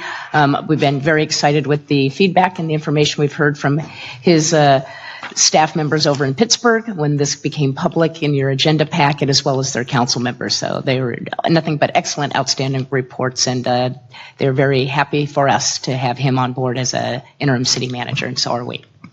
Great, thank you. I think we are all very pleased to have him on board, so welcome. Great, so that then takes us to item 8A, which is consideration and discussion of Vice Mayor's status report on the Contra Costa Transportation Authority's potential new transportation expenditure plan for the March 2020 ballot. Vice Mayor Pierce.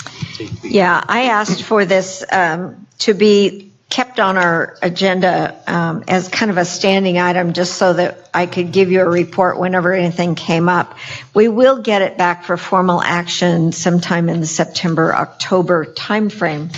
But what I've given you is 5 pages out of a 60-something page document.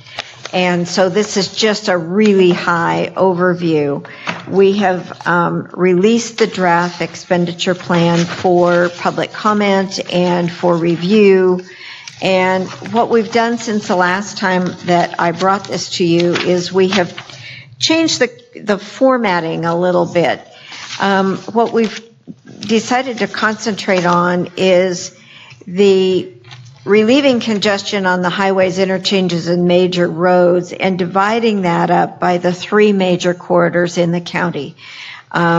State Route 242, Highway 4, and the EBART corridor as one, kind of across the northern and eastern part of the county.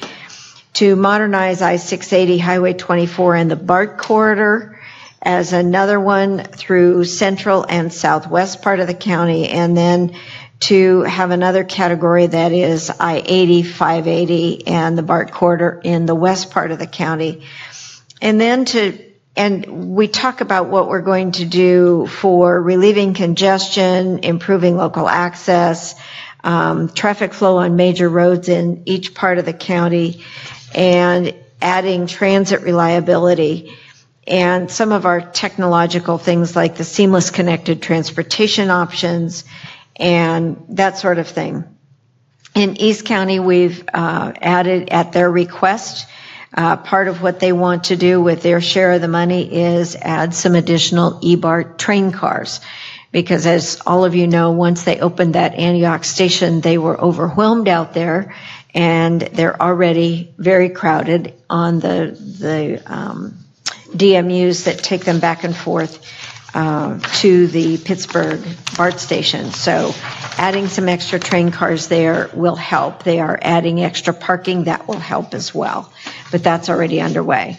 So we've got some broad categories here. If you turn to the chart that gives you the sort of the allocation, you will see that 53% of the money is intended to go into transit and alternative modes of transportation.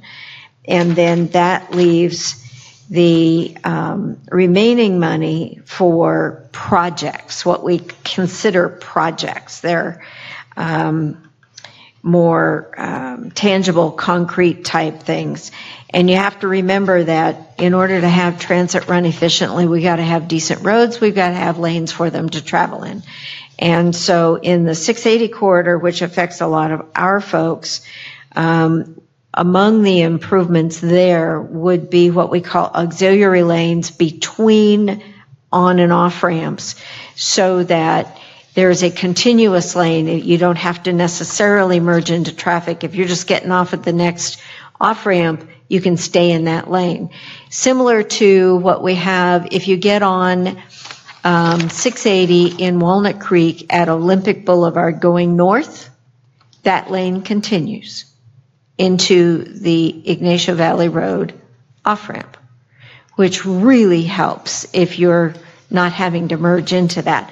What we're finding is that the Livorno area, the El Cerro up to Livorno and Rudgear and all the way up to Main Street, a lot of the traffic there could be smoothed if we had continuous lanes between the on-ramps and the next off-ramp. That could help to smooth the flow and help to untie the knot. Part of what's also included is at least the planning for and some seed money for an additional lane that would be the express lane through the knot at 680-24 in the northbound direction. We are in the process of restriping in the southbound direction to give us a continuous lane. We have enough right of way there to be able to do that, to make the express lane go all the way through that interchange. But unfortunately, we have a BART column in the way that precludes us adding an extra lane in the northbound direction. And a lot of engineering studies been done between Caltrans and the Transportation Authority, and they think they have engineered how they're going to add a different kind of support to be able to remove that BART column and add the extra lane in the northbound direction. And that will help considerably to untie that knot for anybody that commutes to Bishop Ranch or further south, even into San Jose. So the goal is through Central County on 680 to have a continuous express lane from county border on the north to the county border on the south, which should help with getting transit through and that sort of thing. We're also looking at bus on shoulder in the 680 corridor, particularly south of Highway 24, and that would help with the commute to the Bishop Ranch area, particularly from the Walnut Creek BART station. The return to source in this draft is now at 18%, the same as it is currently, which would mean a doubling of our local streets and paving money for potholes and repaving. It would also allow us, we have a new category that we've added in addition to that, which is to what we call improve traffic flow on major roads in the region, and that's intended to focus on some of our larger arterials. For instance, it could be a project that would actually be two subregions working together on, say, Railroad to Kirker Pass to Ignacio Valley all the way to the freeway. So you could go from the Delta to the freeway with one continuous project that the jurisdictions along the way would put together to improve the traffic flow. And that would include things like signal, timing. It would include other modes of transit being available. It would include complete streets, so you'd have bike lanes, so you'd have the improvements that would make it flow considerably better. Those would be done on a competitive basis with sort of regional pots of funds. So, and then if you get back to the last couple of pages, you'll see a little bit kind of a high overview of what's included, the pertinent principles, and that sort of thing. I would encourage you to read through it. We're going to get it again the end of August after we get comments, and we will put together a final draft for release end of August, early September. that will come back to the cities for approval before it's placed on the ballot. So any questions? Have at it. You went through that last part really quick. I did. Go ahead. Is that last part really quick? I don't want to glaze over.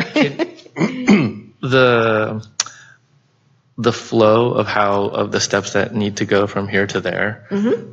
Can you just mention that one more time? You mean the process Yes. of getting it on the ballot? Sure. You said something about cities need to approve, and Yes. This ballot measure would need the approval of a majority of the cities representing a majority of the population. So when you say Of the cities, that's county. like us? Yep. Okay. Yep. And although our population isn't huge, it's not going to tip on whether we're approving it or not.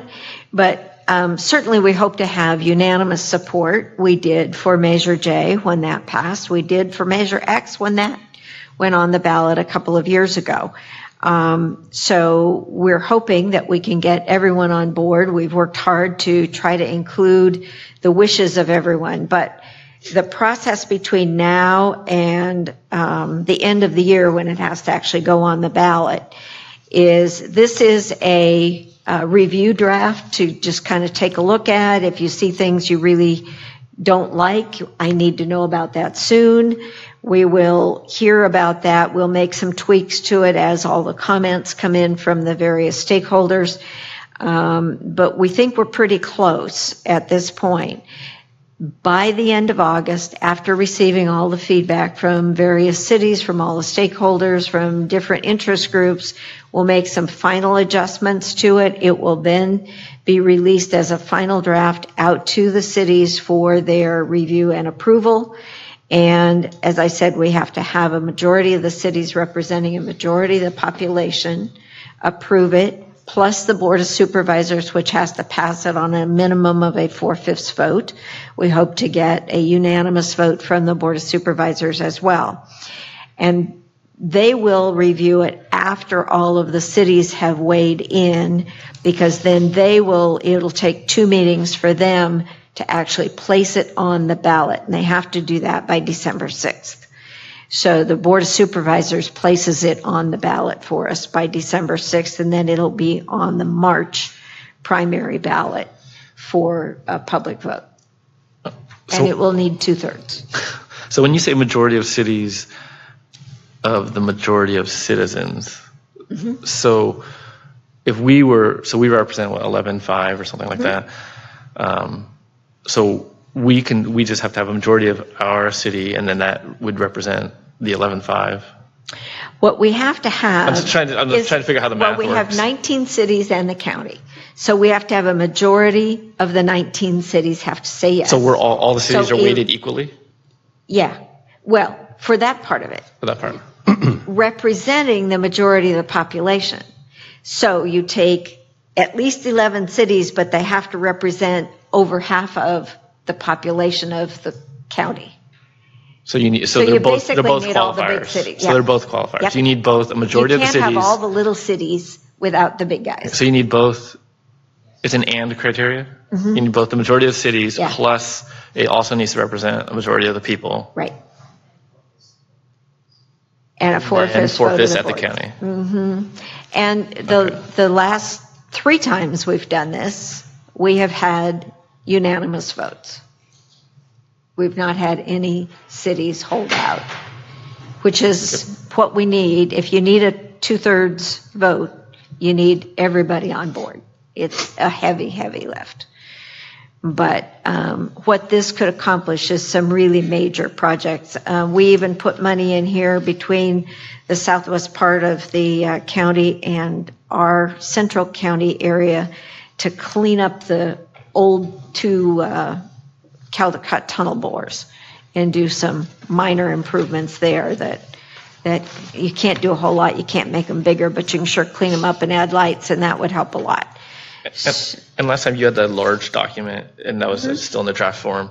I'm assuming that there's a similarly large document available. It's exactly the same. Yep. This is the big page that's changed. We've cleaned up. There are no more gibberish titles to anything. Latin. It's all done. All right. It actually isn't even Latin. I asked about that, and it wasn't. It's some kind of special gibberish language that they use for draft documents as placeholders. So anyway, but this gives you a few of the overviews. The link in your packet takes you to the full document. I didn't think you needed me to print that for you because you can read that online. But any questions, feel free to ask. If you think of something later, give me a holler.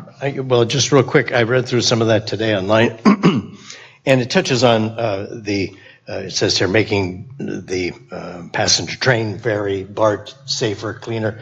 And with the denigration of the way things have gone on BART, first of all, the Pittsburgh, the mini BART, whatever they call it, is very successful, does a great job. It seems E-BART, to be. yep. Yeah, eBART does very well, almost too well.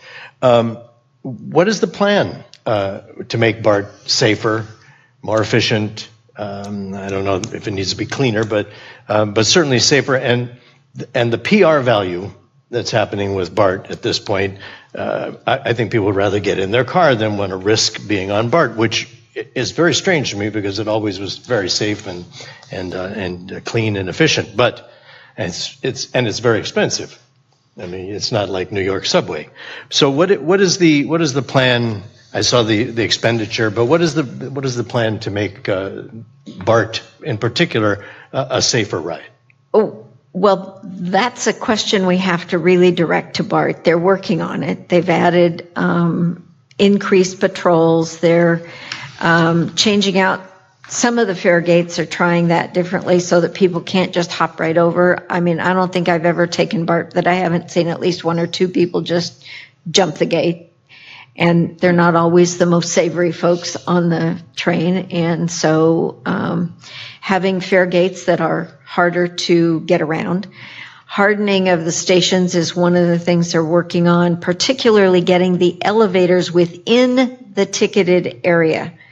Right now, almost every elevator is outside the fare area, which means people can just walk into an elevator and go to the platform, which is probably because it was devised in a far more innocent day, back in the 50s and early 60s. But today it needs to be within the gated area. And that's going to be an expensive process, but it's going to be something that they have to do. And they are looking at it. What we are proposing in this measure is that any money that would go to providing safer access around the Contra Costa BART stations would be working in conjunction with BART, but it would be at the approval of the Contra Costa Transportation Authority, how it's spent, and it would stay in Contra Costa. So there will be some, perhaps security lighting, some things like that. There will be some improvements that we can do around our individual stations that will improve the safety, but there will also be improvements to access. It might be shuttle buses from park and ride lots that are further away than what we have now that are not BART operated. Frankly, there is not enough parking, and you're not going to ride BART if you can't get there. So unless we have increased shuttles through transit, which is part of what we're doing through our transit piece, is increasing access to BART there too. But there are a lot of different things we're looking at to get people there safely. But, it's going to be under our control and in conjunction with BART. And so whatever we can do to make it cleaner and safer on our end of things, we also have to have BART doing the same thing in the rest of the system. Right. And hopefully those other counties, the other two counties, will participate in that, because it's a problem at all of the stations. Are there similar efforts that are ongoing in the other counties as well? Like parallel efforts? Specifically to this particular expenditure, yes and no. I don't know exactly what Alameda is doing, but they are hardening their stations as well. And so is San Francisco. They're putting a good deal of effort into trying to clean things up. Whether they are specifically the same kinds of things as what we'll come up with, I can't tell you that. But we will be doing that. BART is actually in the process of replacing all of the trains. Measure RR provided money to replace all of the current train cars. And Measure RM3 provided, and some money in SB1 provided money for additional train cars to increase capacity once they get the new train control system in.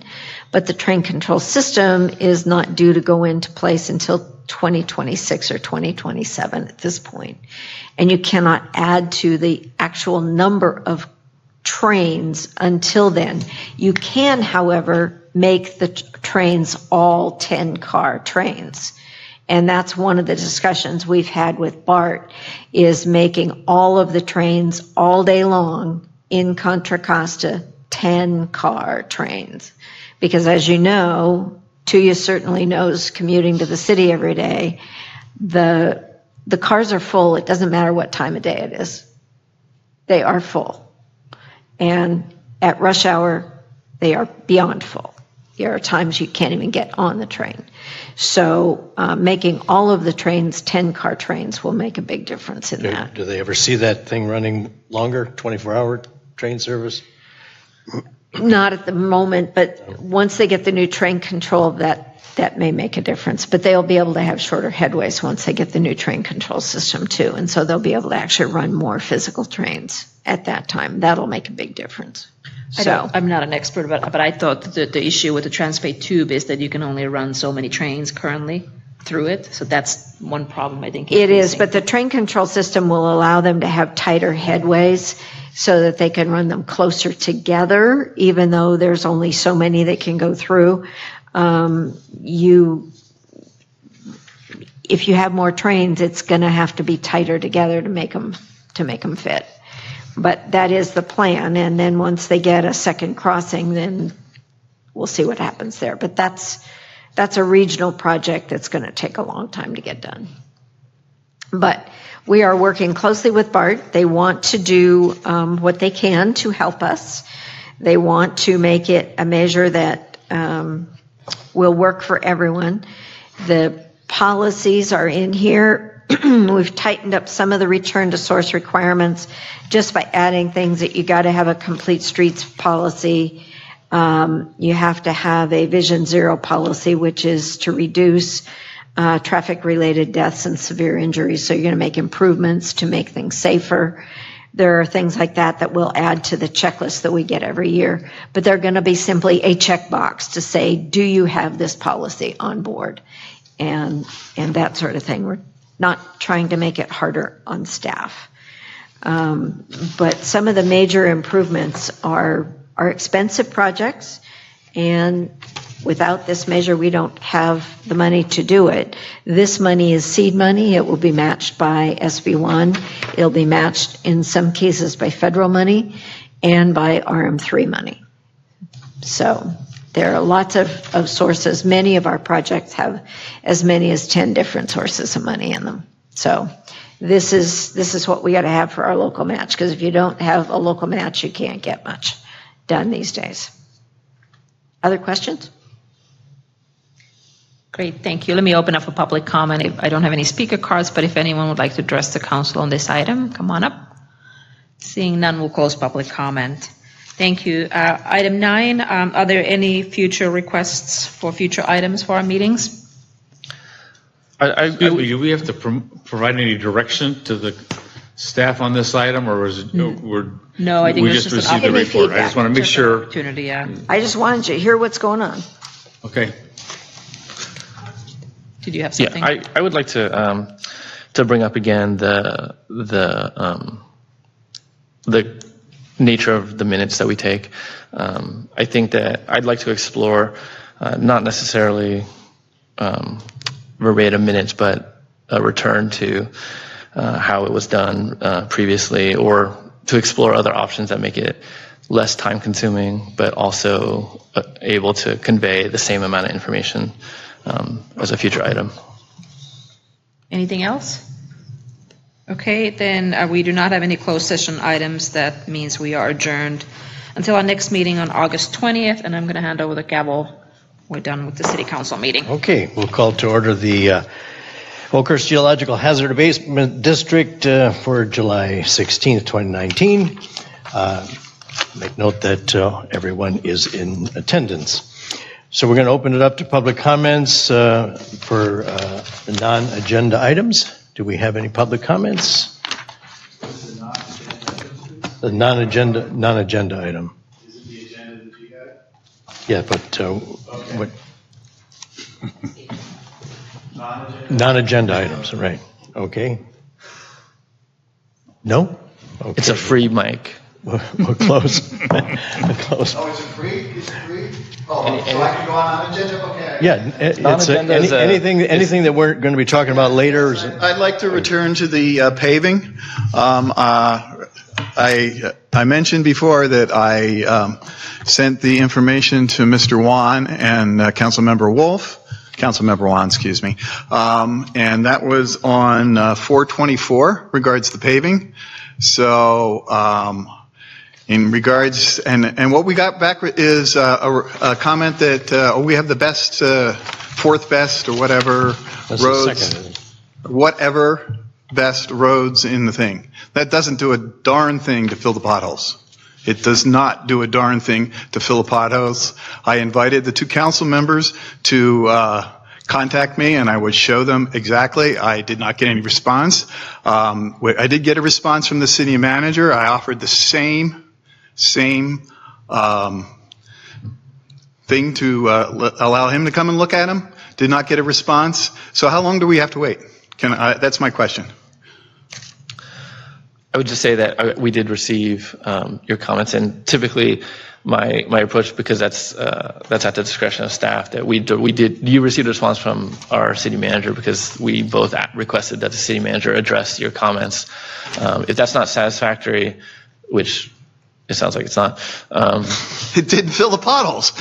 Then I recommend, I think we should probably open a separate dialogue, and we could talk about how we want to approach and what would be satisfactory both for your purposes as well as what we're able to do. So I'd be more than happy to engage. I'll be more than happy to have the dialogue right now. Somebody come up and look at it. Mr. Wolf gets to drive by one of the major problems every single day. Right there at the stop sign at Inverness and Peacock Creek. That when I first did made the observation, it was only about a half an inch. It's about an inch plus. It's failing.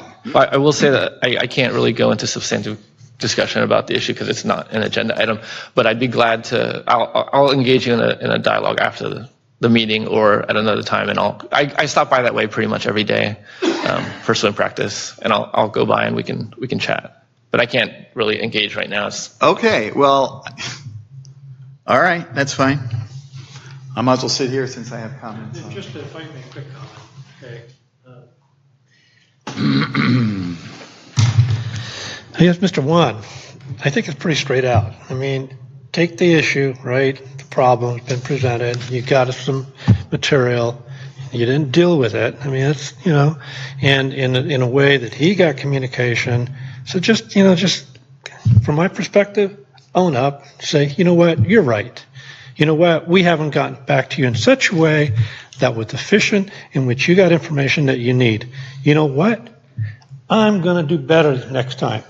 I'm going to get on it. Okay? I'm going to own that. Done, over. I respect that, right? Thank you.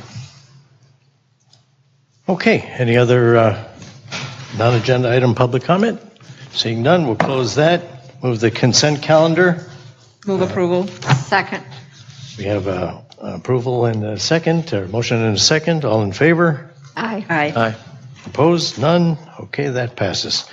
All right, now we can get to the public hearing.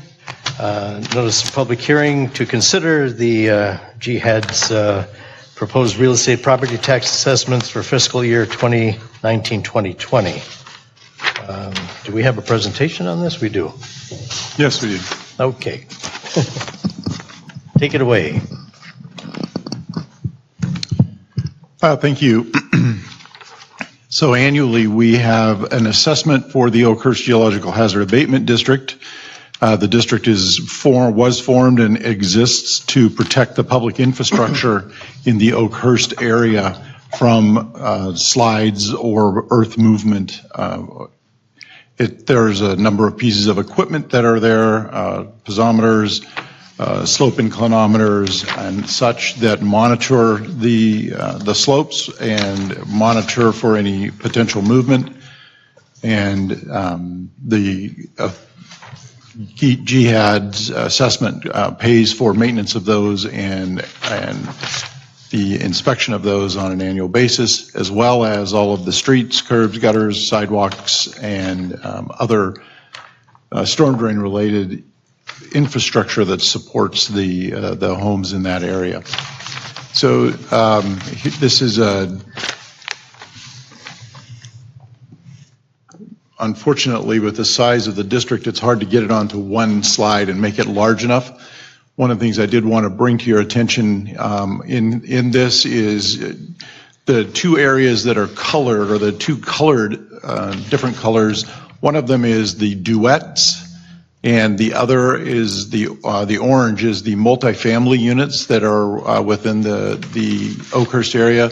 And I bring that up because these are assessed at a different percent than the single-family homes. Single-family homes are the base unit. They are assessed at 1.0 times the assessment amount.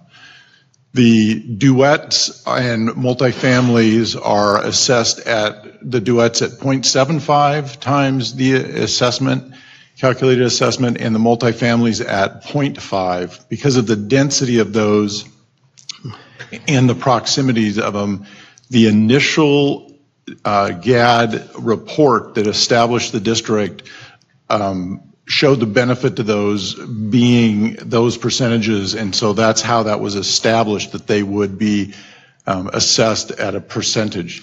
So there are different assessments throughout the district based on the type of structure that the owner owns.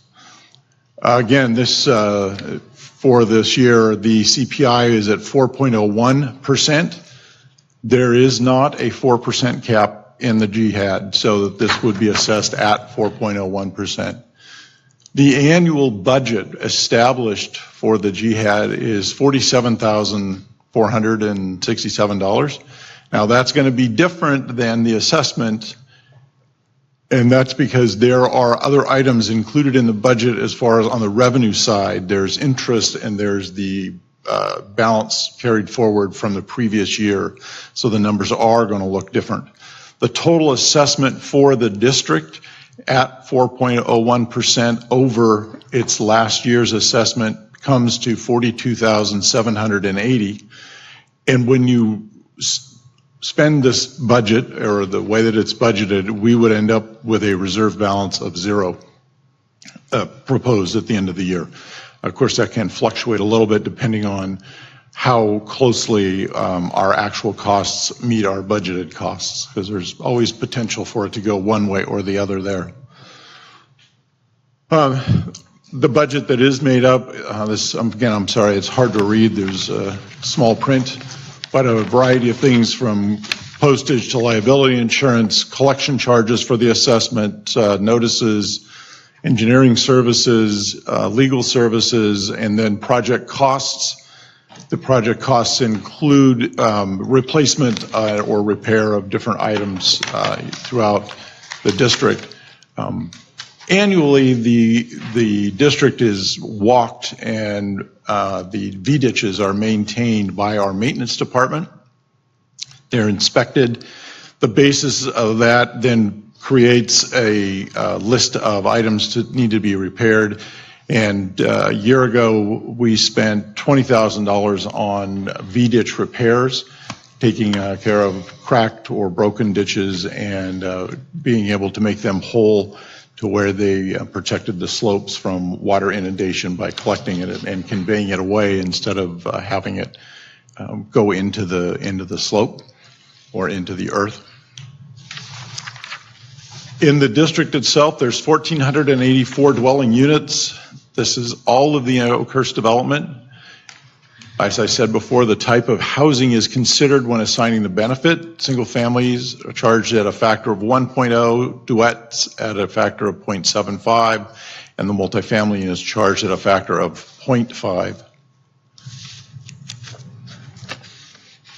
So the voter-approved ballot measure also established that the district was divided into 3 separate geographic assessment areas.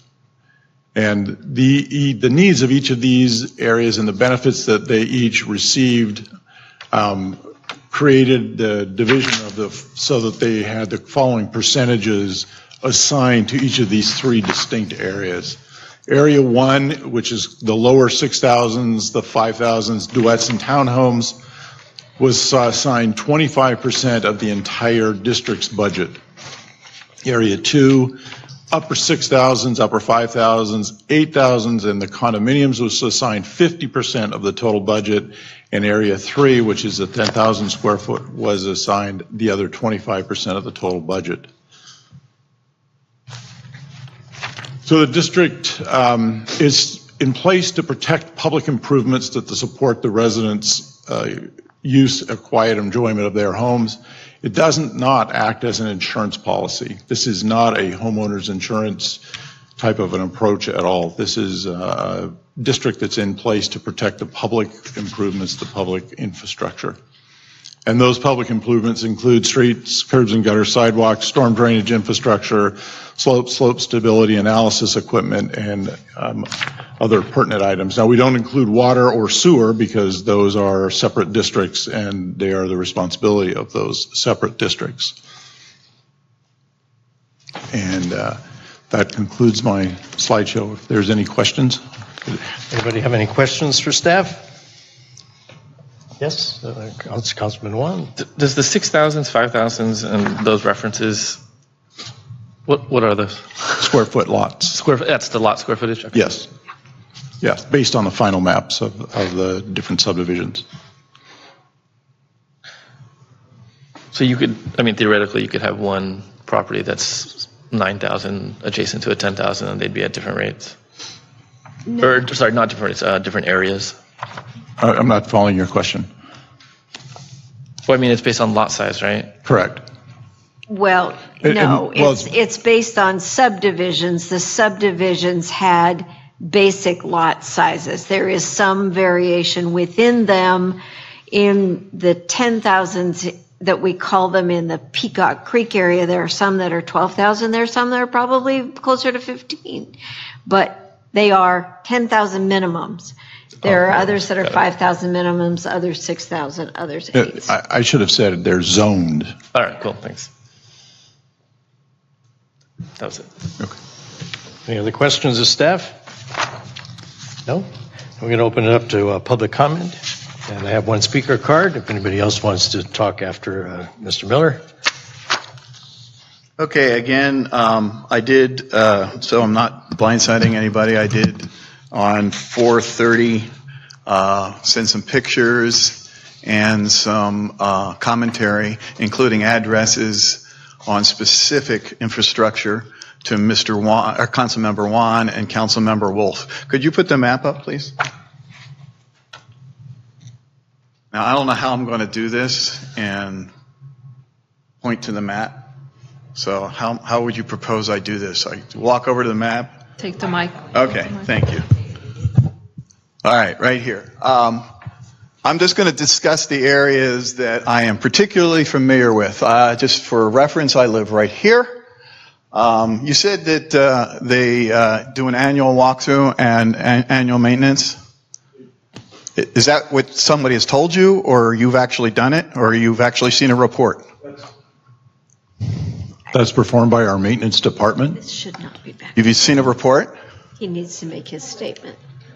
You're going to have to, instead of ask questions directly to Okay. staff, make your statement. I don't believe that statement is accurate, so he may want to revisit that with some kind of proof.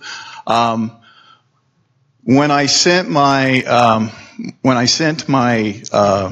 pictures, I got a response from the assistant city manager, and there's a swale here.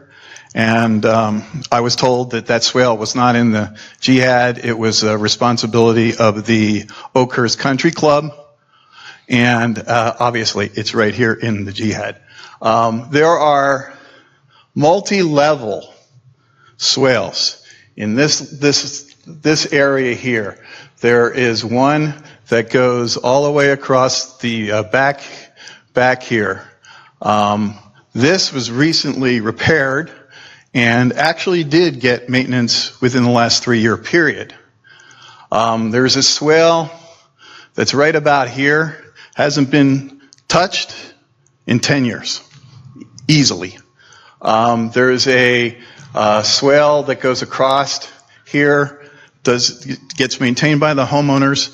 Nobody ever walks it, never seen anybody walk it. I defy you to give me a report that says it has taken place.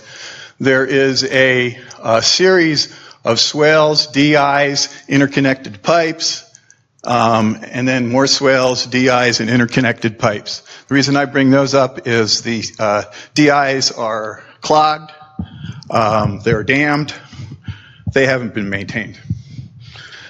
I'm just here to tell you that I don't care about paying an extra $2. But I really don't want to come back here and say nobody showed up.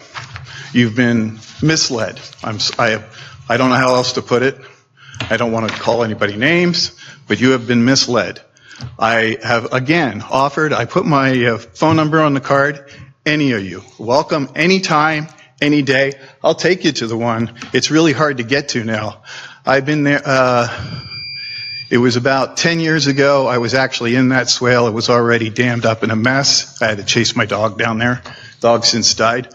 You can't get there anymore. It's literally, you just can't get there. You know where it is. It's right. It protects that whole valley. I want some accountability. See, the proposed city manager is here.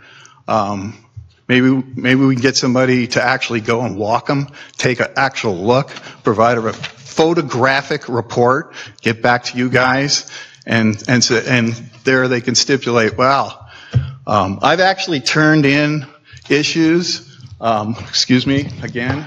I assume, it's not really clear, but I assume this takes the swale that goes by the middle school. But let's say it does. There's a big swale that protects the trail that goes up behind the middle school, that protects the park. I have, ahead of a rainy season, I've told them that they've had some cave-ins, mainly from critters. The critters dig the holes, they fill the swale, it makes a mess. But they're not proactive as far as that's concerned. By the time the rainy season showed up, it was still there. They had to send emergency crews to get it because nobody was inspecting, nobody was looking after it. So I'm just telling you what's happening. I'd like some accountability. Thank you. Any other public comments? Seeing none, we'll close the public comment. Bring it back to the council. Any discussion, questions? Direction? Well, this is about the levy. Pardon me? This is about the levy. Right. Right. All right, I would move adoption of the jihad resolution number 2, 2019, a resolution ordering improvements and confirming real property assessments for fiscal year 2019-20. We have a second? I'll second. Okay, we have a movement and a second, so all in favor? Aye. Aye. Opposed? None? Okay, and that passes. So we have no other action items, And I think that's it. So we're adjourned. Well, no, you missed item 6. I missed what? You missed item 6. Item 6. Future items. Oh, future items. I'm sorry. Do we have future items? I do. You do. Okay. Sorry about that. We're no longer. I'll take this back. We're not adjourned. I'll take it. I take Mr. Miller's point, and I do think that formalizing the review process that we do and providing a report or evidence of the maintenance that is conducted in the associated areas. I mean, the area covers 1,400 homes. It's a third of Clayton, essentially. I think it's important for the residents or for everyone to understand what is actually being done on their behalf to maintain the infrastructure.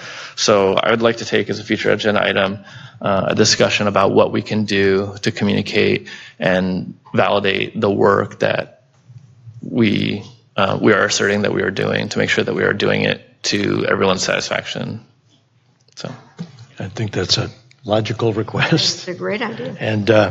And to Mr. Miller's point, I do live up in Peacock Creek, and I would like to see some of the areas that he's talking about myself. Yeah, and kind of similar to what I mentioned earlier, we're all just individuals, and it's difficult to walk the entire perimeter. But I think if we formalize a process by which we are able to do that, so that everyone gets the same information, it would go a long way to addressing a lot of the concerns that you have, and that I think are just general concerns that everyone has. So, anything else? Okay, I closed the public comment, but go ahead. Go ahead. I just think it would be helpful before you have that discussion to somebody provide you so you could actually see physically what the infrastructure is. I was kind of disappointed. I thought I was going to see that today rather than just kind of geographically point. But you can actually find old cached Googles that show a lot of it. It's not that it wasn't overgrown at that time, but they should have, the civil engineer should be able to dig out the original plan. All right. Well, thank you very much, and we're adjourned.